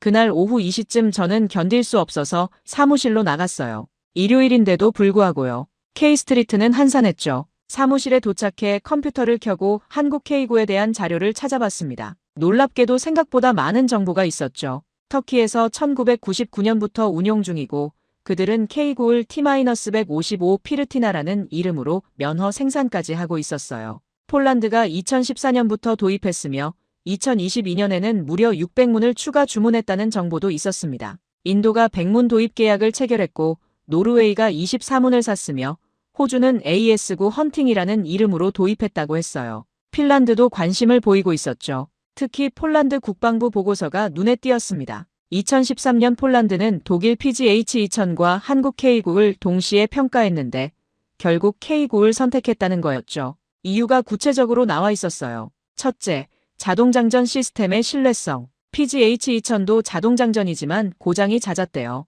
K9은 고장률이 현저히 낮았죠. 둘째, 극한 환경 작동 범위. 영하 30도에서 영상 50도까지 작동한다는 겁니다. 폴란드는 겨울이 매우 추운 나라죠. 이게 중요했어요. 셋째, 정비의 용이성. 복잡한 도구 없이 현장에서 바로 수리할 수 있다는 점. 넷째, 가격 대비 성능. PGH-2000이 대당 700만 유로인데 K9은 350만 유로였어요. 절반 가격에 비슷한 성능이었죠. 다섯째, 기술 이전. 한국은 면허 생산을 허용했지만 독일은 거부했습니다. 이건 그냥 가성비 제품이 아니잖아. 제 입에서 중얼거림이 새어나왔습니다. 손바닥에 식은땀이 났어요. 하지만 곧 고개를 저었습니다. 아니야. 실제 전투에서 검증된 건 아니야. 평화 시기 훈련장 데이터일 뿐이지. 실전은 달라. 저는 스스로를 설득하려 했습니다. 그게 더 편했거든요. 22년간 쌓아온 제 전문성이 흔들리는 게 두려웠던 거죠. 제 정체성이 무너지는 것 같았어요. 제가 틀렸다는 걸 인정하면 지난 20년이 뭐였을까요? 하지만 머릿속 한 구석에서 작은 목소리가 속삭였습니다. 만약 내가 틀렸다면, 만약 한국이 정말 대단하다면, 저는 그 목소리를 무시하려 했어요. 하지만 쉽지 않았죠. 그날 밤 저는 잠을 설쳤습니다. 침대에 누워 천장을 바라봤어요. 시계는 새벽 2시를 가리키고 있었죠. 사라는 옆에서 곤히 자고 있었습니다. 저만 뒤척이고 있었어요. 꿈속에서 K9 자주포가 사막을 가로질러 달려오는 모습이 보였어요. 그리고 제가 그 앞에 서 있었죠. 도망치려 했지만 다리가 움직이지 않았습니다. K9이 점점 다가왔어요. 포신이 쟤를 향했죠. 그리고 발사. 으악! 저는 비명을 지르며 깼습니다. 온몸이 땀으로 흠뻑 젖어 있었어요. 심장이 미친 듯이 뛰고 있었죠. 사라가 잠에서 깨어 걱정스러운 목소리로 물었습니다. 여보, 괜찮아요? 또 악몽 꿨어요? 응, 악몽 좀 꿨어. 요즘 스트레스 받는 일 있어요? 이번 주에만 벌써 3번째예요. 아니, 아무것도. 그냥 일이 좀 많아서. 하지만 그건 거짓말이었습니다. 저는 무언가에 쫓기고 있었어요. 제가 모르는 진실, 제가 외면하고 싶은 현실의 말이죠. 제 무의식이 저에게 경고하고 있었던 겁니다. 다음 날 월요일 아침 사무실에 출근하자마자 레이시온에서 전화가 왔습니다. 마이클의 목소리는 다급했어요. 평소의 여유로운 톤과는 달랐죠. 데릭, 이집트 현지 영상 봤어? 유튜브에 떴어. 무슨 영상이요? 이집트군이 K9과 우리 M109H를 동시에 시험하는 영상이야. 비교 테스트. 지금 당장 봐. 링크 보낼게. 제 이메일에 링크가 도착했습니다. 저는 서둘러 유튜브를 열었어요. 영상 제목은 이집트군 K9 vs M109H 실사격 비교 테스트였죠. 조회수가 벌써 50만을 넘었습니다. 24시간도 안 됐는데요. 저는 재생 버튼을 눌렀습니다. 그리고 화면에 집중했어요.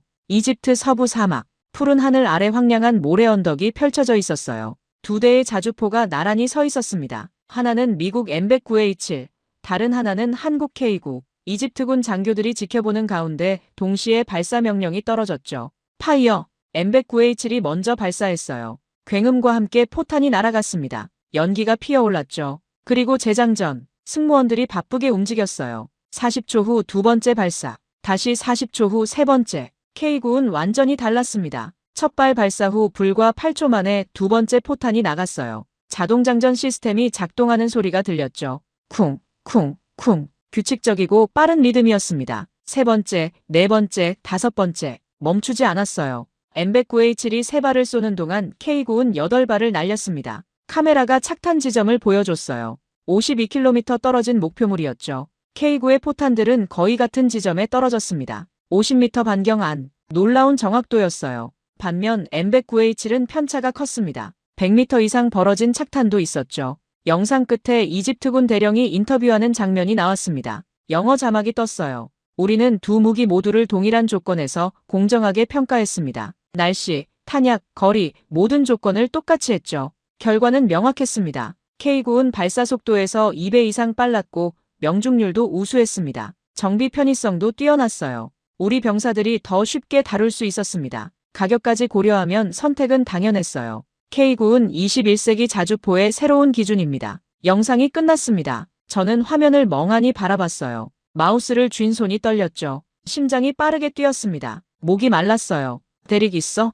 전화기 너머로 마이클의 목소리가 들렸습니다. 저는 수화기를 든 채 얼어붙어 있었던 거예요. 응, 봤어. 이거 조작 아닐까? 한국 정부가 돈 주고 만든 홍보 영상 같은데. 그렇지 않고서야 이럴 순 없어. 글쎄, CNN도 보도했잖아. 이집트 정부 공식 발표고. 조작하기엔 너무 많은 사람이 봤어. 그래도 믿을 수 없어. 우리 M109H1이 열등할 리 없어. 우린 50년 경험이 있다고. 그래, 맞아. 저는 마이클에게 동의했습니다. 하지만 제 목소리는 떨리고 있었어요. 확신이 없었죠. 방금 본 영상은 너무나 명확했습니다. 조작이라고 보기엔 너무 자연스러웠어요. 제임스가 제 옆으로 다가왔죠. 그도 영상을 본 모양이었어요. 데릭, 괜찮아? 얼굴이 창백해. 응, 괜찮아. 이집트건 너무 신경 쓰지 마. 그냥 일회성 거래야. 중동 전체가 한국 무기로 갈 리 없어. 이집트가 예산 문제로 선택한 거고 나중에 후회할 거야. 그렇겠지. 제임스의 말이 위로가 됐습니다. 저도 그렇게 믿고 싶었어요.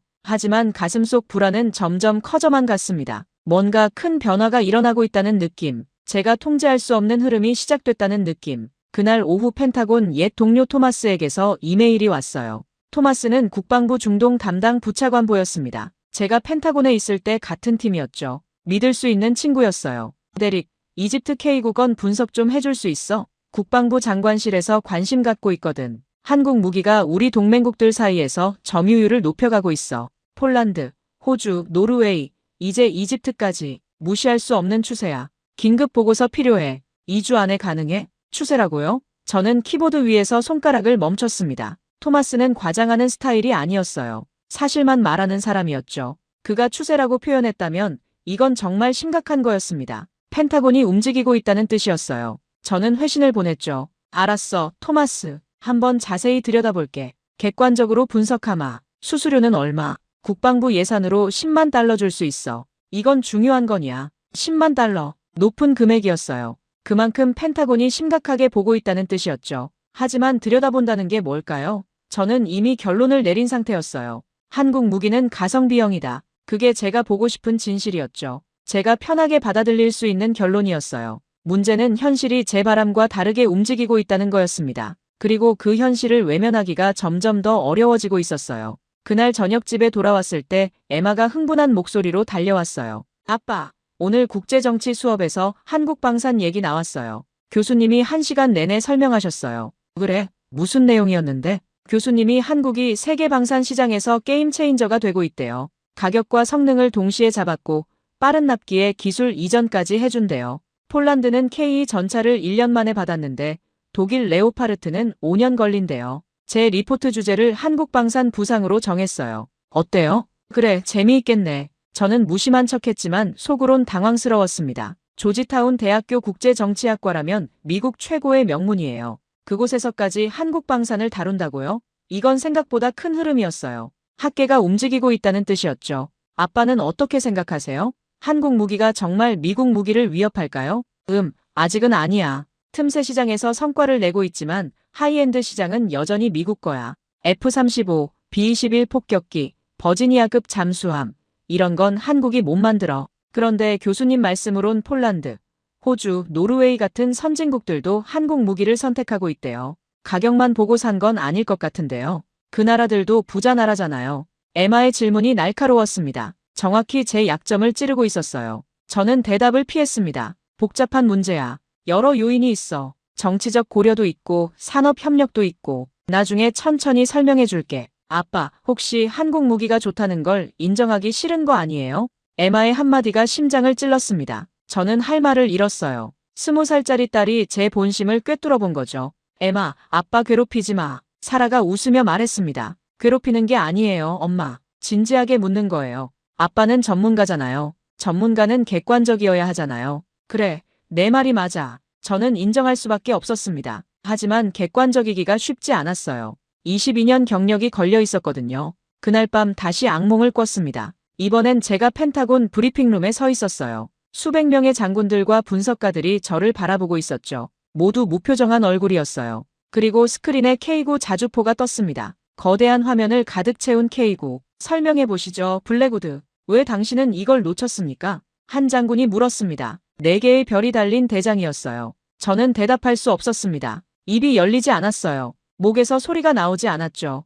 22년 경력이 무색하군요. 전문가라면서요? 당신은 오만했어요. 편견에 갇혀 있었어요. 미국 무기만 최고라고 믿었죠. 세상이 변하는 걸 보지 못했어요. 비난의 목소리들이 사방에서 쏟아졌습니다. 점점 커졌어요. 귀가 멍멍했죠. 저는 귀를 막았지만 소리는 멈추지 않았습니다. 으악! 저는 비명을 지르며 깼어요.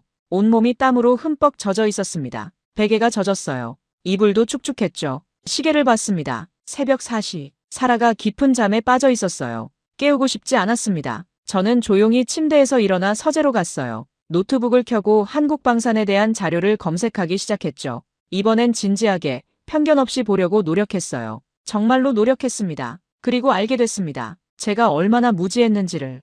한국은 1950년 6월 25일 북한의 침공으로 전쟁에 휘말렸어요. 3년간의 전쟁으로 나라 전체가 폐허가 됐죠. 1953년 휴전 당시 1인당 GDP는 67달러. 에티오피아, 수단보다 가난했습니다. 세계 최빈국 중 하나였어요. 서울은 건물 대부분이 파괴됐고 산업시설은 80%가 폭격으로 사라졌죠. 그런 나라가 2024년 세계 10위 경제대국이 됐어요.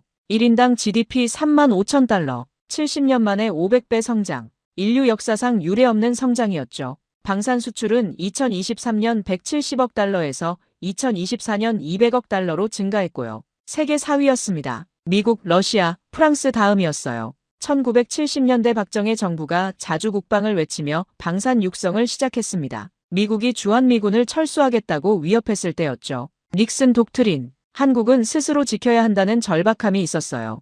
M16 소총을 복제한 게 시작이었습니다. 콜트사의 허락도 없이 역설계했죠. 그게 K1 소총이 됐어요. 그 후 M113 장갑차를 복제해 K200을 만들었고 M48 전차를 개량해 K1 전차를 개발했습니다. K9 자주포는 1990년대 개발이 시작됐고 1999년 터키 수출로 세계 시장에 진출했어요. IMF 외환위기 1997년에도 방산 투자를 멈추지 않았습니다. 오히려 수출을 통해 위기를 극복하려 했죠. 위기를 기회로 만들었어요. 2000년대 들어 터키에 K9를 수출하면서 본격적인 세계 시장 진출이 시작됐고요. 2010년대는 도약의 시기였어요. 폴란드, 노르웨이, 핀란드, 인도, 호주, 선진국들이 줄줄이 한국 무기를 선택했죠.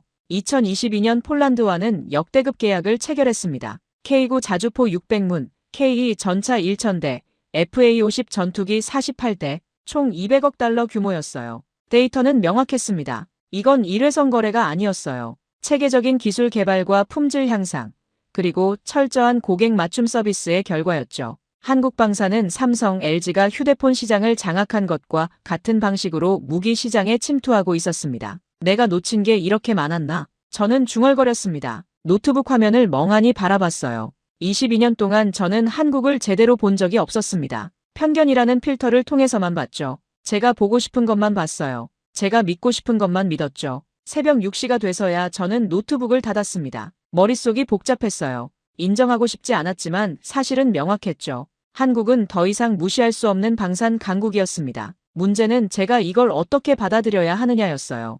22년 경력을 부정해야 할까요? 아니면 계속 외면해야 할까요? 제 정체성은 무엇이 될까요? 그날 아침 출근길에 차 라디오에서 뉴스가 나왔습니다. NPR이었어요. 사우디아라비아가 한국 K2 전차 도입을 검토 중입니다. 300대 규모로 계약 규모는 약 30억 달러로 추산됩니다. UAE도 천무 다연장 로켓 시스템에 관심을 보이고 있어요. 한국 방산의 중동 진출이 가속화되고 있습니다. 심장이 철렁 내려앉았습니다. 사우디와 UAE까지요? 그들은 돈이 넘치는 나라였어요. 산유국이죠. 가격 때문에 한국 무기를 선택할 이유가 전혀 없었습니다. 그렇다면 이유는 하나였습니다. 성능. 그들이 성능을 인정한 거였어요. 사무실에 도착하자마자 제임스가 다가왔어요. 표정이 심각했습니다. 데릭 레이시온에서 난리야. 중동 시장 잃을까봐 걱정하고 있어. 아침 7시에 긴급회의 소집했대. 그럴만도 하지. 너 요즘 이상해. 뭔가 고민 있어? 얼굴이 계속 안 좋아. 아니, 없어. 그냥 잠을 못 자서.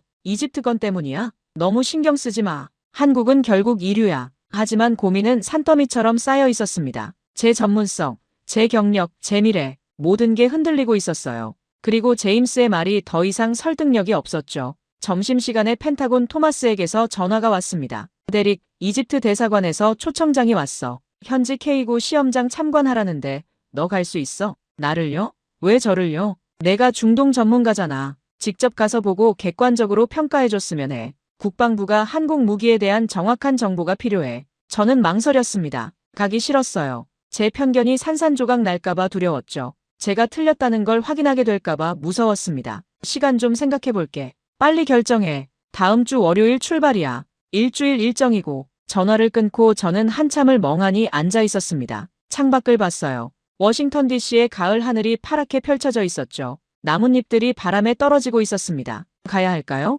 가지 말아야 할까요? 진실을 마주할 용기가 있을까요? 그날 저녁 사라에게 말했어요.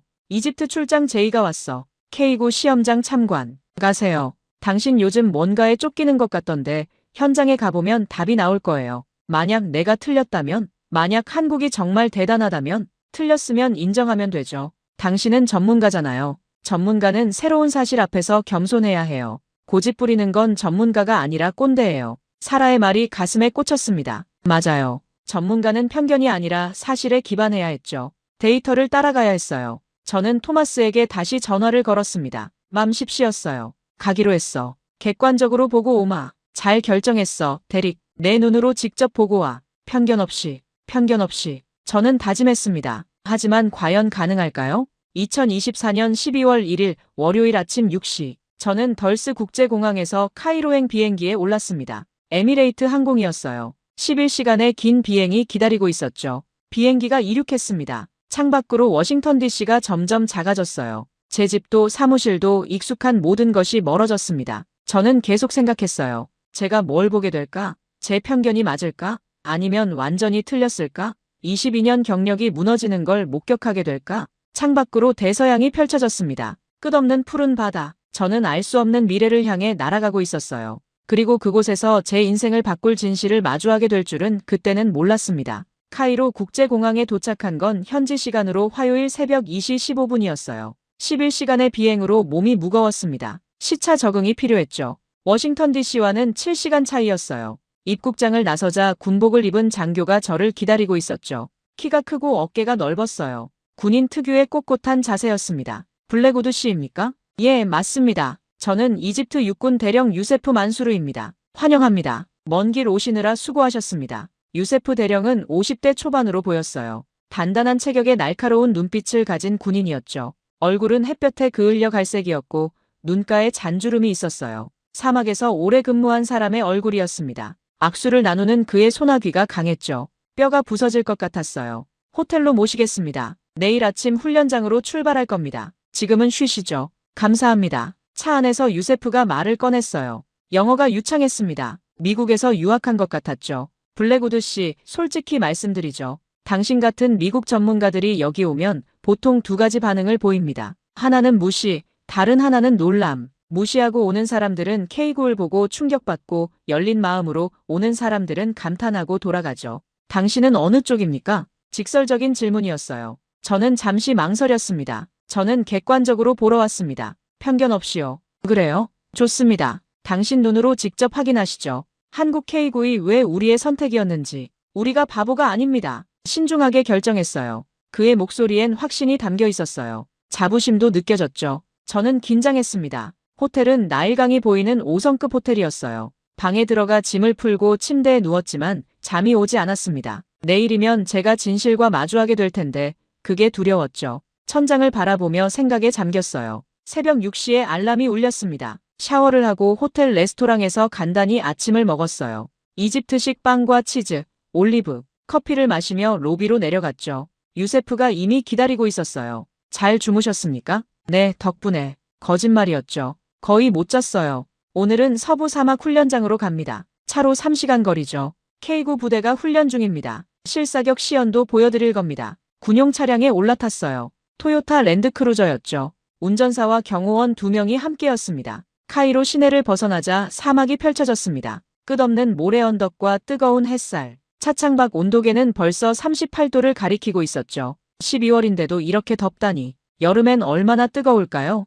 이집트는 사막 전투가 핵심입니다. 리비아 국경, 시나이 반도 모두 사막이죠. 무기는 이 환경을 견뎌야 합니다. 50도 열기, 모래폭풍, 먼지. 이 모든 걸 견디지 못하면 쓸모없어요. 미국 M109도 사막에서 검증됐습니다. 걸프전에서요. 1991년에. 맞습니다. 하지만 그건 30년 전 얘기죠. 기술은 발전했습니다. 30년이면 강산이 3번 변하는 시간 아닙니까? 유세프의 말이 날카로웠어요. 저는 더 이상 반박하지 않았습니다. 그의 말이 맞았거든요. 3시간 후 우리는 훈련장에 도착했습니다. 드넓은 사막 한가운데 군부대가 있었어요. 철조망으로 둘러싸인 기지였죠. K9 자주포 50여 대가 줄지어 서 있었습니다. 위용이 대단했어요. 와, 제 입에서 탄성이 새어나왔습니다. 사진으로만 보던 K9를 실물로 보니 생각보다 컸어요. 높이가 3m가 넘었죠. 155mm 포신이 하늘을 향하고 있었습니다. 녹색 위장 도색이 사막에 잘 어울렸어요. 블랙우드 씨 소개하죠.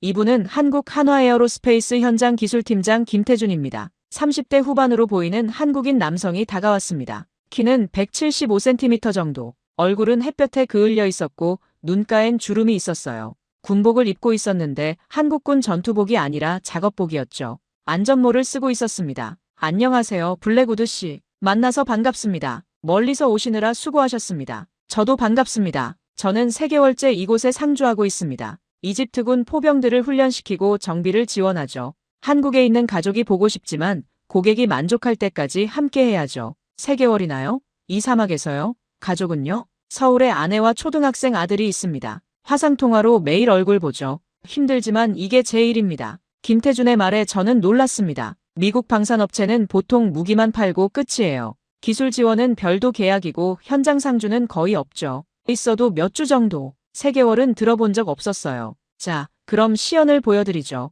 유세프가 무전기를 들었습니다. 곧 K9 한 대가 전진 배치됐어요. 엔진 소리가 굉음을 냈죠. 포수와 장전수, 조종수 3명이 탑승했습니다. 미국 M109는 승무원이 7명 필요합니다. 포수, 장전수, 탄약수, 조종수, 차장. 이렇게 많은 인력이 필요하죠. K9은 3명이면 충분해요. 자동장전 시스템 덕분이죠. 인건비도 절감되고 훈련도 간단해요. 김태준이 설명했습니다. 저는 고개를 끄덕였어요. 발사 준비. 유세프가 명령했습니다. K9의 포신이 목표물을 향했어요. 52km 떨어진 곳이라고 했죠. 그리고 몇 초 후, 쾅! 귀청을 찢는 굉음과 함께 포탄이 발사됐습니다. 땅이 흔들렸어요. 충격파가 몸을 때렸죠. 저는 비틀거렸습니다. 52km 밖 목표물에 명중했다는 보고가 곧 들렸어요. 그런데 놀라운 건 그 다음이었습니다. 8초 후 2번째 발사, 다시 8초 후 3번째. K9은 쉬지 않고 포탄을 쏟아냈어요. 자동장전 시스템이 작동하는 소리가 들렸죠.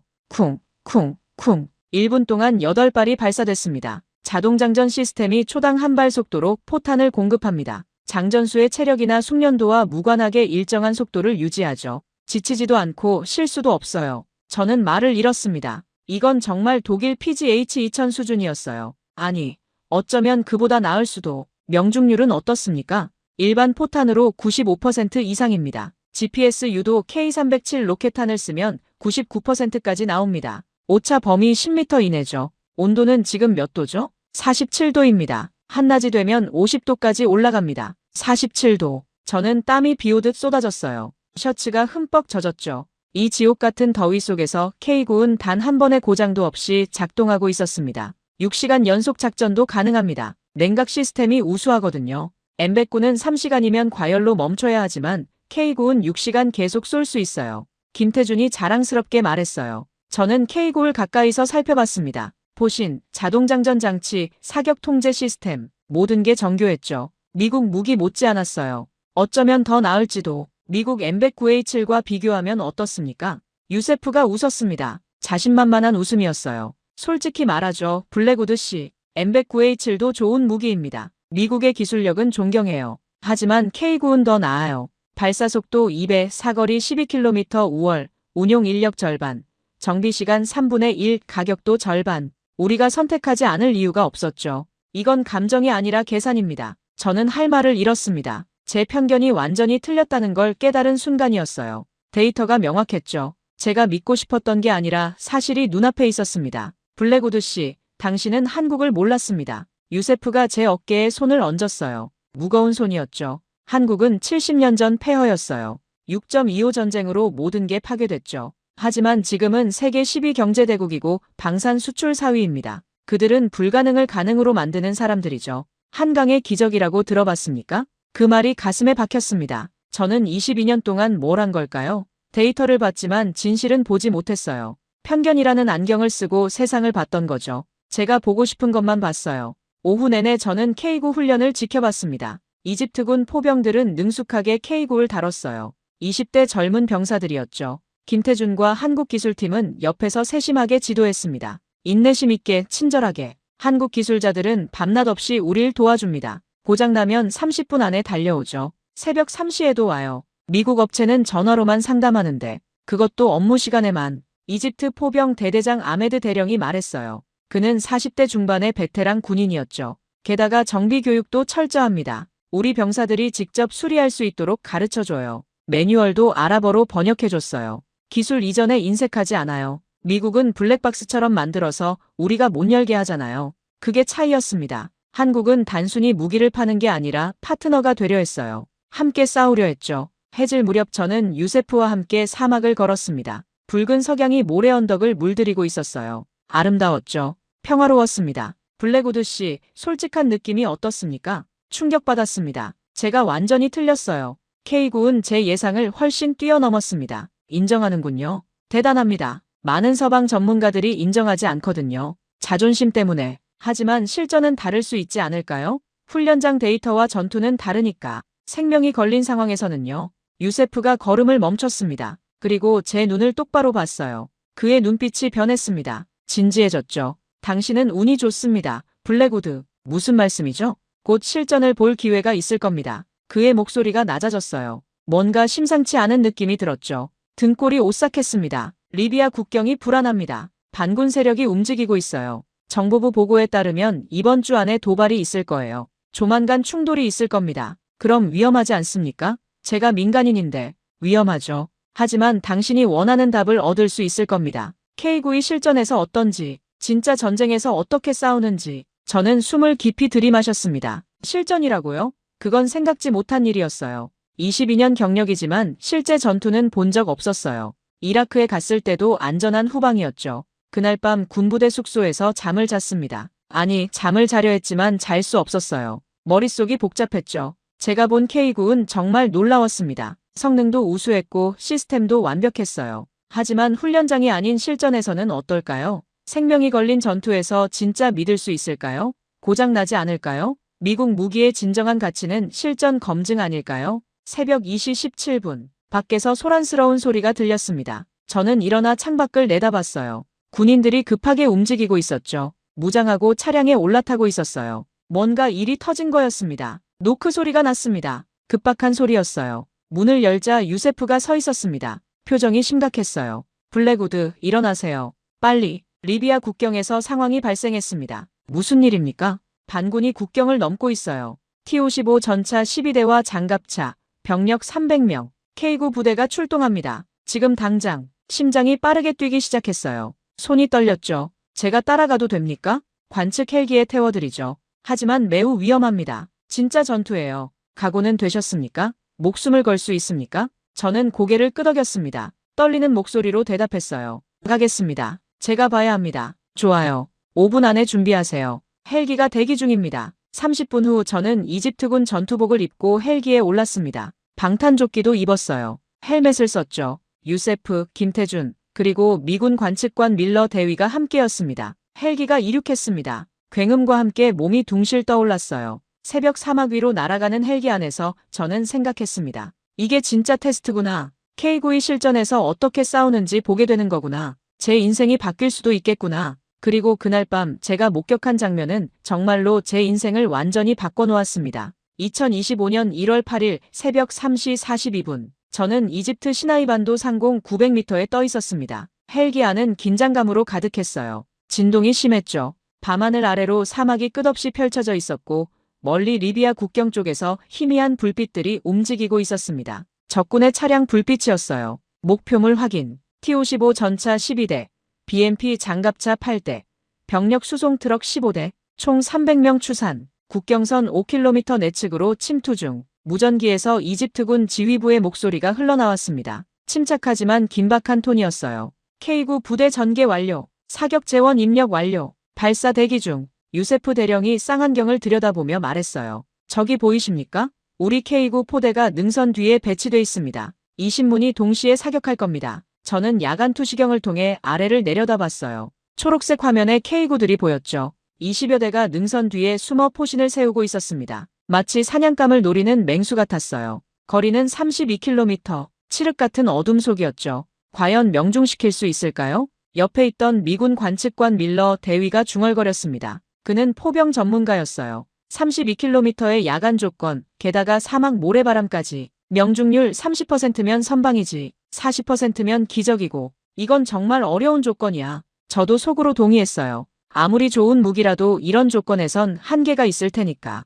야간, 장거리, 악천후, 삼중고였죠. 블랙우드 씨, 지금부터 당신이 원하던 답을 보게 될 겁니다. 유세프가 말했습니다. 그의 목소리엔 묘한 확신이 담겨 있었어요. 너무 자신 있어 보였죠. 김태준이 조용히 말했습니다. K9은 이런 조건을 위해 만들어졌습니다. 한국군은 북한과 대치 중이에요. 야간 기습이 가장 큰 위협이죠. 그래서 야간 사격 능력에 특히 신경 썼습니다. 무전기에서 카운트다운이 들렸습니다. 발사 10초 전, 전포대 동시 사격 준비. 5, 4, 3, 2, 1, 파이어. 그 순간 사막 밤하늘이 불꽃으로 물들었습니다. 헬기 안에서도 섬광이 보였어요. K9 부대가 일제히 포탄을 쏟아낸 거였죠. 이 신문이 동시에 굉음이 하늘을 찢었습니다. 헬기까지 전해졌어요. 몸이 흔들렸죠. GPS 유도 K307 로켓탄들이 포물선을 그리며 날아갔습니다. 32km, 1분도 안 되는 비행시간이었어요. 그리고 폭발, 32km 밖에서 거대한 화염이 솟아올랐습니다. 하나, 둘, 셋,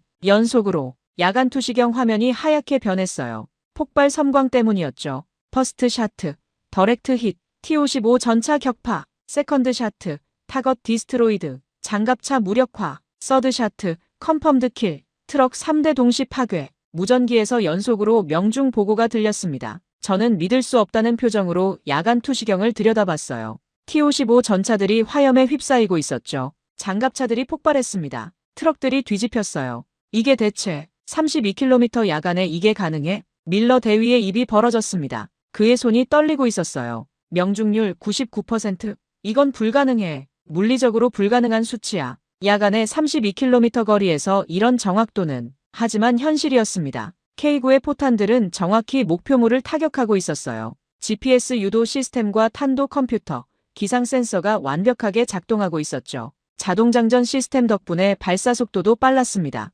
8초마다 한 발씩, 3분 만에 K9 20문이 60발 이상을 쏟아냈어요. 리비아 반군은 완전한 혼란에 빠졌습니다. 어디서 공격이 오는지조차 파악하지 못한 채 우왕좌왕했죠. 32km 밖에서 날아오는 포탄을 어둠 속에서 레이더에도 잡히지 않는 그들은 무력했어요. 일부 전차는 후퇴를 시도했습니다. 하지만 사막 모래에 빠졌어요. 일부는 그대로 포탄에 맞아 파괴됐죠. 불타는 전차에서 병사들이 뛰어내렸습니다. 비명이 들렸어요. 아비규환이었죠. 작전 종료. 적 전차 12대 중 8대 완파, 4대 격퇴 후퇴, 장갑차 8대 전멸, 트럭 15대 중 12대 파괴, 적 추산 사상자 200명 이상, 아군 피해 제로, 소모 탄약 62발, 명중률 98.4%, 무전기에서 최종 보고가 들렸습니다. 불과 5분 만에 300명 규모의 기습부대가 괴멸된 겁니다. 이집트군은 단 한 명도 다치지 않았어요. 저는 헬기 안에서 말을 잃었습니다. 손이 떨렸어요. 온몸이 떨렸죠. 심장이 터질 듯 뛰었습니다. 목이 메었어요. 이게 정말 현실인가? 제가 지금 뭘 본 거지? 이게 한국 K9의 실력입니다. 블랙우드, 유세프가 제 어깨를 잡았어요. 그의 소나귀가 강했죠. 훈련장이 아닌 실전에서 증명됐습니다. 생명이 걸린 전투에서요. K9은 완벽했습니다. 우리 병사들의 생명을 지켰어요. 저는 고개를 숙였습니다. 더 이상 할 말이 없었어요. 제 22년 경력이 무색했죠. 제가 뭘 안다고 한 거죠? 제 편견이 얼마나 어리석었는지. 김태준이 조용히 말했습니다. 그의 목소리에 감정이 실려 있었어요. 저희는 단순히 무기를 만들지 않습니다. 평화를 지키는 도구를 만들죠. 한국은 전쟁의 아픔을 아는 나라예요. 1950년 6월 25일을 잊지 않습니다. 300만 명이 죽었어요. 그래서 더 절실하게 만듭니다. 다시는 우리 군인들이, 우리를 믿는 동맹국 군인들이 열등한 무기로 죽지 않게. 그의 말에 가슴이 뜨거워졌어요. 눈시울이 붉어졌죠. 한국, 70년 전 전쟁의 폐허에서 일어선 나라. 세계 최빈국에서 선진국이 된 나라. 그들이 만든 무기가 이집트 사막에서 평화를 지키고 있었습니다. 생명을 구하고 있었어요. 헬기가 천천히 착륙했습니다. K9 부대 진지였어요. 병사들이 환호하고 있었습니다. 서로 껴안고 울고 있었어요. 아무도 다치지 않았습니다. 완벽한 승리였죠. 아메드 대령이 달려왔습니다. 그의 얼굴에 눈물이 흐르고 있었어요. 블랙우드, 봤습니까? 이게 K9입니다. 이게 한국입니다. 우리 병사들이 살아있어요. 모두 다. 그는 흥분해서 떨고 있었어요. 저도 그럴만했죠. 방금 목격한 건 기적에 가까웠으니까. 아니, 기적이었습니다. 저는 K9 한 대에 다가갔습니다. 포신에서 아직 열기가 느껴졌어요. 손을 얹자 뜨거웠죠. 따뜻했습니다. 생명의 온기 같았어요. 고맙습니다. 무의식적으로 제 입에서 말이 나왔어요. 무기에게 감사하다니 이상하게 들릴 수 있지만 정말 그랬습니다. 진심이었어요. 이 무기가 이집트 군인들의 생명을 지켰습니다. 젊은이들을 살렸어요. 그들의 가족을, 연인을, 미래를 지켰죠. 유세프가 다가왔습니다. 블랙우드, 이제 믿습니까? 확신합니까? 네, 완전히 틀렸습니다. 저는 한국을 무시했어요. 편견에 갇혀 있었습니다. 22년 동안 저는 눈을 감고 있었어요. 당신만 그런 게 아닙니다. 많은 서방 전문가들이 그래요. 하지만 당신은 인정했죠. 그게 중요합니다. 인정하는 게 시작이에요. 밀러 대위가 다가왔습니다. 그도 충격을 받은 얼굴이었어요. 믿을 수 없어. 펜타곤에 보고해야 해. 이건 게임 체인저야. 우리 M109H를 완전히 능가해. 이거 완전히. 그는 말을 잇지 못했습니다. 미군 장교로서 인정하기 힘든 진실이었을 거예요. 그날 아침 저는 사막 모래 위에 앉아 일출을 봤습니다. 붉은 태양이 지평선 위로 천천히 떠올랐어요. 새로운 하루가 시작되는 순간이었죠. 황금빛이 사막을 물들였습니다. 아름다웠어요. 평화로웠죠. 그리고 제게도 새로운 시작이었습니다. 22년간의 편견을 버리고 진실을 받아들이는 순간이었어요. 오만을 버리고 겸손을 배우는 순간이었죠. 김태준이 옆에 앉았습니다. 그도 피곤해 보였어요. 하지만 만족스러운 표정이었죠. 블랙우드 씨, 제 할아버지는 6.25 전쟁 참전 용사셨어요. 해병대 1사단. 그러세요? 네. 전쟁 후 폐허 속에서 살았죠. 부산 판잣집에서요. 배고픔과 가난 속에서요. 하지만 포기하지 않았습니다. 우리 손으로 나라를 지키자는 신념이 있었어요. 다시는 우리 땅에서 전쟁이 일어나지 않게. 다시는 외국에 의지하지 않게. 김태준의 목소리가 떨렸어요. 그의 눈에 눈물이 맺혔죠. 그 신념이 K9를 만들었습니다. 단순히 돈 벌려고 만든 게 아니에요. 다시는 우리 땅이 유린당하지 않도록, 우리 군인들이 제대로 된 무기로 싸울 수 있도록, 우리를 믿는 동맹국들을 지킬 수 있도록 만든 거죠. 할아버지 세대의 한이 담긴 겁니다. 저는 고개를 끄덕였습니다. 이해했어요. 완전히 이해했습니다. 한국의 방사는 단순한 산업이 아니었죠. 생존의 의지였고 평화를 향한 염원이었어요. 전쟁의 상처를 딛고 일어선 민족의 자존심이었죠. 제가 서울에 가봐도 될까요? 제 입에서 갑자기 말이 나왔습니다. 충동적이었어요. 하지만 진심이었죠. 한국을 직접 보고 싶어요. 어떻게 이런 나라가 됐는지 알고 싶습니다. 70년 만에 기적을 이룬 비결을 제 눈으로 확인하고 싶어요. 유세프가 웃었어요. 따뜻한 미소였죠. 좋은 생각입니다. 한국에 가세요. 당신의 눈이 완전히 열릴 겁니다. 그리고 돌아와서 세계에 말해주세요. 한국의 진실을. 일주일 후 저는 카이로를 떠나 워싱턴 DC로 돌아왔습니다. 1월 15일이었어요. 공항에 마중 나온 사라와 에마가 저를 껴안았습니다. 여보, 얼굴이 완전히 달라졌어요. 10년은 젊어 보여요. 그래요, 아빠. 무슨 일이 있었어요? 눈빛이 달라졌어요. 긴 얘기야. 집에 가서 천천히 말해줄게. 집으로 가는 차 안에서 저는 이집트에서의 모든 일을 들려줬습니다. K9의 놀라운 성능, 47도 사막에서의 6시간 연속 작전, 실전에서의 완벽한 승리, 32km 야간 사격의 99% 명중률, 한국 기술자들의 헌신, 모든 것을요. 2시간 동안 쉬지 않고 말했어요. 와, 믿을 수 없어요. 한국이 그렇게 대단한 나라였어요? 저도 한국 드라마만 봤지 이런 건 몰랐어요. 에마가 눈을 반짝였습니다. 나도 몰랐어. 22년 동안 편견에 갇혀 있었던 거야. 보려고 하지 않았어. 믿고 싶지 않았지. 사라가 제 손을 잡았어요. 따뜻한 손이었죠. 이제 어떻게 할 거예요? 바로 잡을 거야. 내가 틀렸다는 걸 세상에 알릴 거야. 진실을 말할 거야. 한국이 얼마나 대단한지,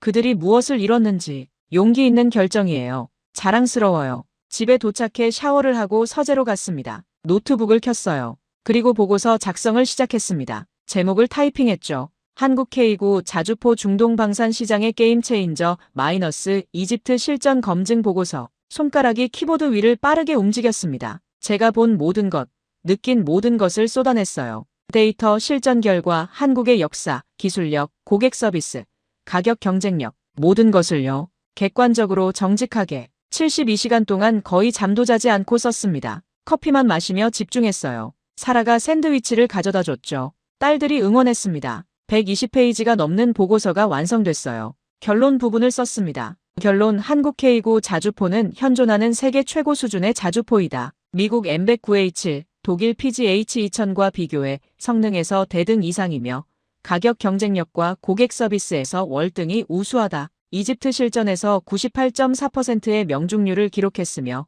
극한 환경에서도 완벽한 작동을 보여줬다. 한국은 더 이상 방산 시장의 후발주자가 아니다. 게임 체인저다. 미국 방산업계와 국방부는 이 현실을 직시해야 한다. 경쟁자를 무시하는 오만은 시장을 잃는 지름길이다. 마지막 문장을 타이핑했습니다. 한국을 무시하지 마십시오. 그들은 이미 우리와 어깨를 나란히 하고 있습니다. 아니, 어떤 면에서는 우리를 앞서고 있습니다. 보고서를 완성하고 발송 목록을 작성했어요. 레이시온, 로키드 마틴, 제너럴 다이내믹스, 보잉, 펜타곤, 국방부, 국무부, CIA, 주요 싱크탱크, 50군데 이상이었죠. 그리고 동시 발송 버튼을 눌렀습니다. 자, 이제 시작이다. 혼잣말을 했어요. 며칠 후 반응이 오기 시작했습니다. 폭발적이었어요. 연락이 쇄도했습니다. 전화벨이 쉬지 않고 울렸죠.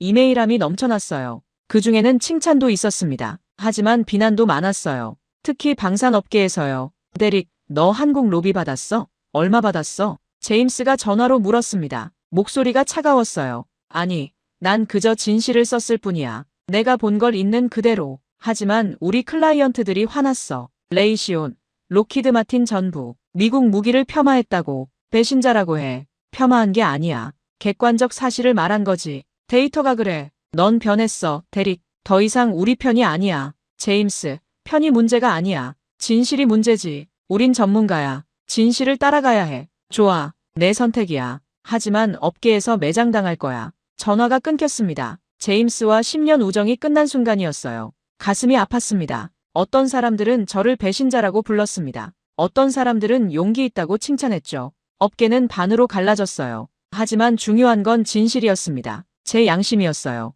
2주 후 CNN에서 인터뷰 요청이 왔습니다. 프라임타임 생방송이었어요. 저는 출연을 수락했습니다. 1월 30일 저녁 8시 CNN 스튜디오 앵커 제이크 태퍼가 저를 맞았습니다. 블랙우드 씨, 22년 경력의 중동 군사 전문가가 생각을 180도 바꿨습니다. 파격적인 보고서를 발표하셨죠. 무엇이 당신을 변화시켰나요? 편견이 깨졌습니다. 저는 한국을 무시했어요. 중저가 무기나 만드는 나라라고 생각했죠. 하지만 이집트 사막에서 실전을 목격했습니다. K9은 완벽했어요. 성능, 신뢰성, 모든 면에서요. 32km 야간 사격에서 99% 명중률. 이건 세계 최고 수준입니다. 미국 무기가 열등하다는 말씀인가요? 그게 아닙니다. 미국 무기도 훌륭해요. F-35, 버지니아급 잠수함. 우리는 여전히 많은 분야에서 최고입니다. 하지만 한국이 더 이상 우리 밑이 아니라는 걸 인정해야 합니다. 그들은 이미 세계 최고 수준에 올라 있어요. 특정 분야에서는 우리를 앞섰습니다. 구체적으로 어떤 면에서요? 자주포, 전차, 다연장 로켓, 보병 전투차. 이런 재래식 무기에서 한국은 세계 정상급입니다. 가격도 저렴하고 납기도 빠르고 기술 이전도 해줍니다. 고객 서비스가 탁월해요. 한국 기술자들은 50도 사막에 3개월씩 상주하며 고객을 지원합니다. 미국 업체가 안 하는 겁니다. 업계 반발이 심한데요. 알고 있습니다. 하지만 진실은 진실입니다. 전문가는 사실에 기반해야 해요. 편견이나 이해관계가 아니라요. 방송이 끝나고 제 전화기가 폭발했습니다. 문자 메시지가 수백 개 쏟아졌어요. SNS는 난리였죠. 찬반이 갈렸습니다. 그중 하나가 토마스였습니다. 펜타곤 친구요. 데릭 대단해. 용기 있었어. 국방부 장관이 내 보고서 읽었대. 한국과의 협력 방안을 진지하게 검토 중이래. 내가 문을 열어준 거야. 변화의 시작이야. 정말요? 응. 펜타곤도 현실을 인정하기 시작했어. 한국은 경쟁자가 아니라 파트너야. 함께 가야 해. 펜타곤이 움직이기 시작했다니. 변화가 시작된 거였어요. 2월 첫 주, 저는 서울행 비행기표를 예매했습니다. 한국을 직접 보고 싶었거든요. 한화, LIG넥스1, 한국항공우주 같은 방산 기업들을 방문하기로 했죠. 김태준이 일정을 잡아줬어요. 2025년 2월 15일, 인천국제공항에 도착했습니다. 13시간 비행이었어요. 김태준이 마중 나왔습니다. 환영합니다. 블랙우드 씨. 한국에 오신 걸 진심으로 환영합니다. 오게 돼서 영광입니다. 감사합니다. 공항을 나서자 서울이 펼쳐졌습니다. 고층 빌딩들, 깨끗한 도로, 현대적인 도시. 70년 전 폐허였다는 게 믿기지 않았어요. 일주일간 서울에 머물렀습니다. 한화 창원 공장에서 K9이 조립되는 과정을 봤어요. 수천 명의 엔지니어들이 정밀하게 작업하고 있었죠. 로봇과 인간이 협력했습니다. 품질 관리가 철저했어요. 하나하나 검수했죠. 놀랍습니다. 이 규모, 이 기술력, 이 정밀도. 저는 감탄했습니다. 한국의 방산 기술은 제 상상을 훨씬 초월했어요. 이건 단순히 무기 공장이 아니었습니다. 첨단 기술의 집약체였어요.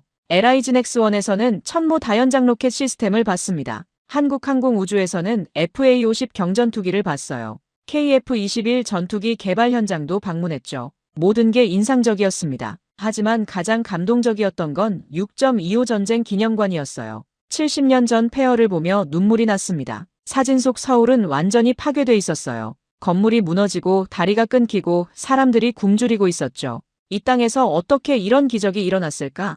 혼잣말을 했어요. 블랙우드 씨, 한국인은 포기를 몰라요. 불가능이란 단어도 모르죠. 김태준이 옆에서 말했습니다. 할아버지 세대가 폐허에서 시작했어요. 하지만 꿈을 포기하지 않았죠. 우리 손으로 나라를 일으키자. 우리 힘으로 지키자. 그 꿈이 오늘의 한국을 만들었습니다. 기적은 하늘에서 떨어진 게 아니에요. 사람들이 만든 겁니다. DMZ 판문점에도 갔습니다. 남북이 대치하고 있는 현장. 비무장지대, 철책선, 지뢰밭, 긴장감이 느껴졌어요. 우린 아직도 전쟁 중입니다. 휴전일 뿐이죠. 그래서 강해야 해요. 평화는 힘으로 지켜야 합니다. 한국 국방부 관계자가 말했습니다. 저는 고개를 끄덕였어요. 이해했습니다. 완전히. 서울을 떠나기 전날 밤 김태준과 마지막 저녁을 함께 했습니다. 한강이 보이는 레스토랑이었어요. 야경이 아름다웠죠. 블랙우드 씨, 당신이 변화한 걸 보며 저도 배웠어요. 제가요? 제가 뭘 가르쳐드렸죠? 겸손이요. 전문가라도 틀릴 수 있고 그걸 인정하는 게 진짜 전문가라는 걸요. 쉽지 않은 일이에요. 용기가 필요하죠. 저는 웃었습니다. 고맙습니다. 제가 더 많이 배웠어요. 한국에서 당신에게서 워싱턴 DC로 돌아온 저는 새로운 컨설팅 회사를 설립했습니다. 3월 1일이었어요. 이름은 에이저-퍼시픽 디펜스 인사이츠. 아시아 태평양 국방 분석이 전문이었죠. 특히 한국 방산에 집중했어요. 한국과 서방 국가들을 연결하는 다리 역할을 하고 싶었거든요. 편견을 깨고 진실을 전하고 싶었습니다. 클라이언트가 몰려들었어요. 유럽 국가들, 중동 국가들, 심지어 미국 국방부까지 한국 무기에 대한 정확한 정보를 원했죠. 저는 유일하게 실전을 목격한 서방 분석가였으니까요. 2025년 3월 서울에서 ADEX 방산 전시회가 열렸습니다. 아시아 최대 방산 전시회였죠. 저는 기조 연설자로 초대받았어요. 영광이었습니다. 3월 20일 코엑스 대회의장 150개국에서 온 3,000명의 관계자들이 가득 찼어요. 저는 단상에 섰습니다. 긴장됐지만 제 목소리는 떨리지 않았어요. 확신이 있었거든요. 저는 데릭 블랙우드입니다. 미국 국방 분석가로 22년을 일했습니다. 그리고 22년간 한국을 무시했던 오만한 전문가였죠. 장내가 조용해졌습니다. 3,000명이 저를 바라봤어요. 하지만 작년 12월 이집트 사막에서 진실을 봤습니다. 한국 K고 자주포가 실전에서 보여준 완벽한 성능을, 99% 명중률을, 32km 야간 사격의 정확도를, 제 편견이 산산조각 났습니다. 박수가 터져나왔습니다. 한국은 세계 방산의 게임 체인저입니다. 가격과 성능, 신뢰성과 고객 서비스, 모든 면에서 새로운 기준을 만들고 있어요. 폴란드, 노르웨이, 호주, 이집트, 사우디, 세계가 한국을 선택하고 있습니다. 이건 우연이 아니에요. 필연입니다. 박수 소리가 커졌습니다. 한국의 기적은 기술이 아닙니다. 의지입니다. 포기하지 않는 정신이죠. 70년 전 폐허에서 일어선 이 나라는 이제 세계의 평화를 수출하고 있습니다. 존경합니다. 감사합니다. 기립박수가 터져나왔습니다. 5분간 이어졌어요. 저는 눈물을 참을 수 없었습니다. 뜨거운 것이 뺨을 타고 흘렀죠. 연설이 끝나고 윤석열 대통령과 청와대 오찬이 있었어요. 블랙우드 씨, 한국을 이해해 주셔서 감사합니다. 진실을 말해 주셔서 감사합니다. 감사할 건 제가 해야죠, 카카. 한국이 제 눈을 열어줬습니다. 제 인생을 바꿔줬어요. 오찬 후 저는 광화문 광장을 걸었습니다. 수많은 사람들이 오가고 있었어요. 젊은이들, 노인들, 아이들. 이들이 만든 나라가 세계를 놀라게 하고 있었죠. 자랑스러웠습니다. 남의 나라인데도. 2025년 6월 저는 책을 출간했습니다. 제목은 한국 방산의 기적 폐허에서 세계 4위까지. 350페이지짜리 책이었어요. 뉴욕타임스 베스트셀러 1위에 올랐습니다. 3주 동안 1위를 지켰죠. 아마존에서도 1위. 30만 부가 팔렸어요. 책 출간 기념회가 워싱턴 DC 내셔널 프레스 클럽에서 열렸습니다. 500명이 왔어요. 에마가 말했습니다. 아빠, 자랑스러워요. 틀렸다는 걸 인정하고 바로잡은 게요. 쉽지 않은 일이잖아요. 특히 아빠 같은 전문가는. 고마워, 에마. 내 말이 없었으면 못했을 거야. 내가 용기를 줬어. 살아도 제 손을 잡았어요. 당신은 더 나은 사람이 됐어요. 더 겸손하고 더 지혜로워졌어요. 사랑해요. 하버드 케네디 스쿨에서 초청 강연을 했습니다. MIT, 스탠퍼드, 프린스턴, 컬럼비아, 조지타운, 미국 최고의 대학들에서 강연 요청이 쏟아졌어요. 한 학기에 20번씩 강연했죠. 편견을 깨는 순간 진짜 세계가 보입니다. 전문가는 자기가 틀렸을 때 인정할 수 있어야 합니다. 그게 진짜 전문성입니다. 제 강연의 핵심 메시지였죠. 학생들이 열광했어요. 펜타곤도 저를 다시 불렀습니다. 한국과의 협력 방안 자문이었어요. 국방부 장관실에서 브리핑을 했죠. 대릭, 내 덕분에 우리 눈이 열렸어. 한국은 경쟁자가 아니라 파트너야. 함께 가야 해. 공동 개발, 기술 교류, 이런 걸 추진 중이야. 토마스가 말했습니다. 그게 진실이에요, 토마스. 우린 함께 가야 해요.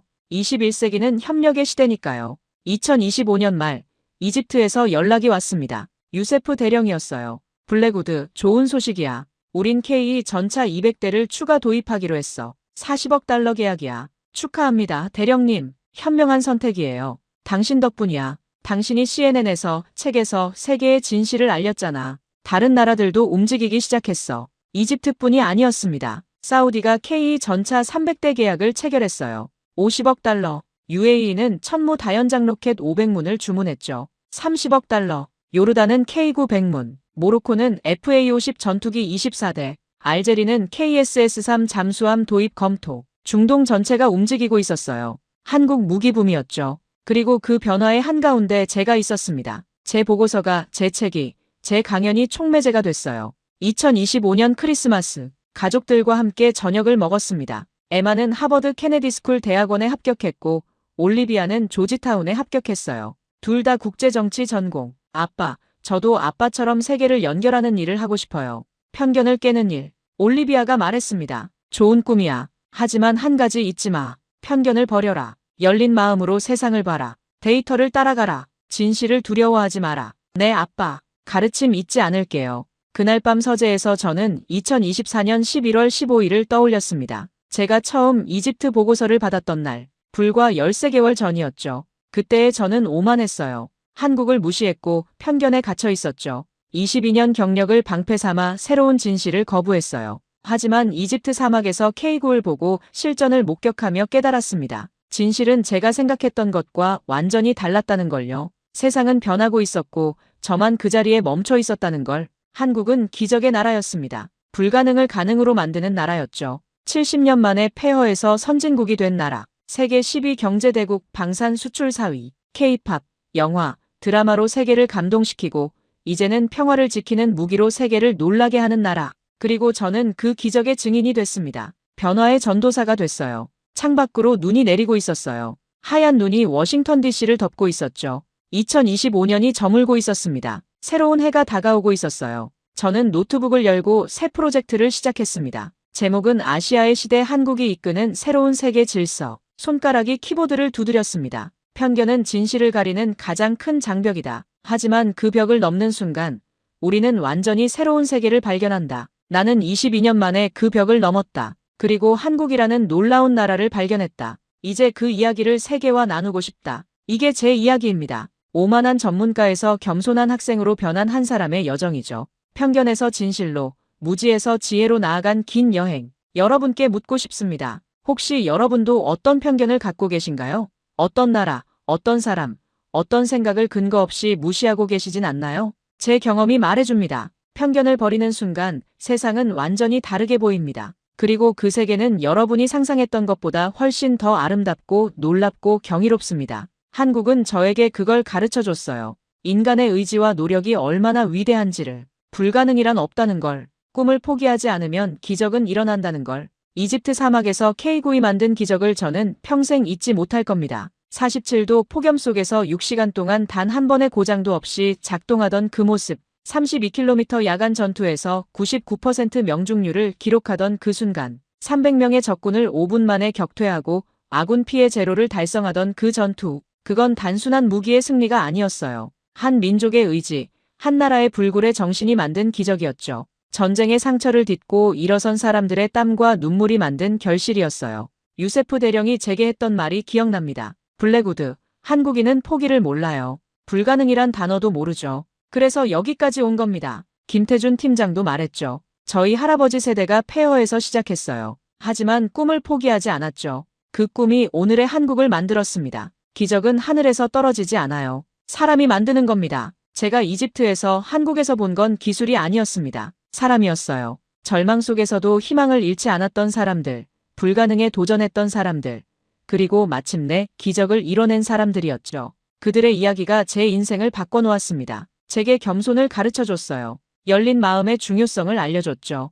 진실을 두려워하지 말라고 속삭여줬습니다. 이제 저는 더 이상 22년 경력의 오만한 전문가가 아닙니다. 매일 배우는 겸손한 학생이에요. 세계를 향해 열린 마음을 가진 사람이죠. 진실을 사랑하는 탐구자입니다. 그리고 여러분께도 이 변화를 권하고 싶습니다. 편견을 버리세요. 열린 마음으로 세상을 보세요. 데이터를 따라가세요. 진실을 두려워하지 마세요. 틀렸다면 인정하세요. 그게 진짜 지혜니까요. 그러면 제가 발견한 것처럼 놀라운 진실을 발견하게 될 겁니다. 아름다운 세계를 만나게 될 거예요. 그리고 여러분 자신도 더 나은 사람이 될 겁니다. 한국의 이야기는 단순히 한 나라의 성공담이 아닙니다. 인류 전체에 대한 희망의 메시지예요. 어떤 절망적인 상황에서도 의지와 노력이 있다면 기적은 일어날 수 있다는 증거죠. 어제의 폐허가 오늘의 기적이 될 수 있다는 증명입니다. 이 감동적인 이야기가 마음에 드셨다면 좋아요와 구독 부탁드립니다. 여러분의 주변에도 이런 편견을 깨는 경험이 있으신가요? 인정하기 어려웠지만 진실을 받아들였던 순간이 있나요?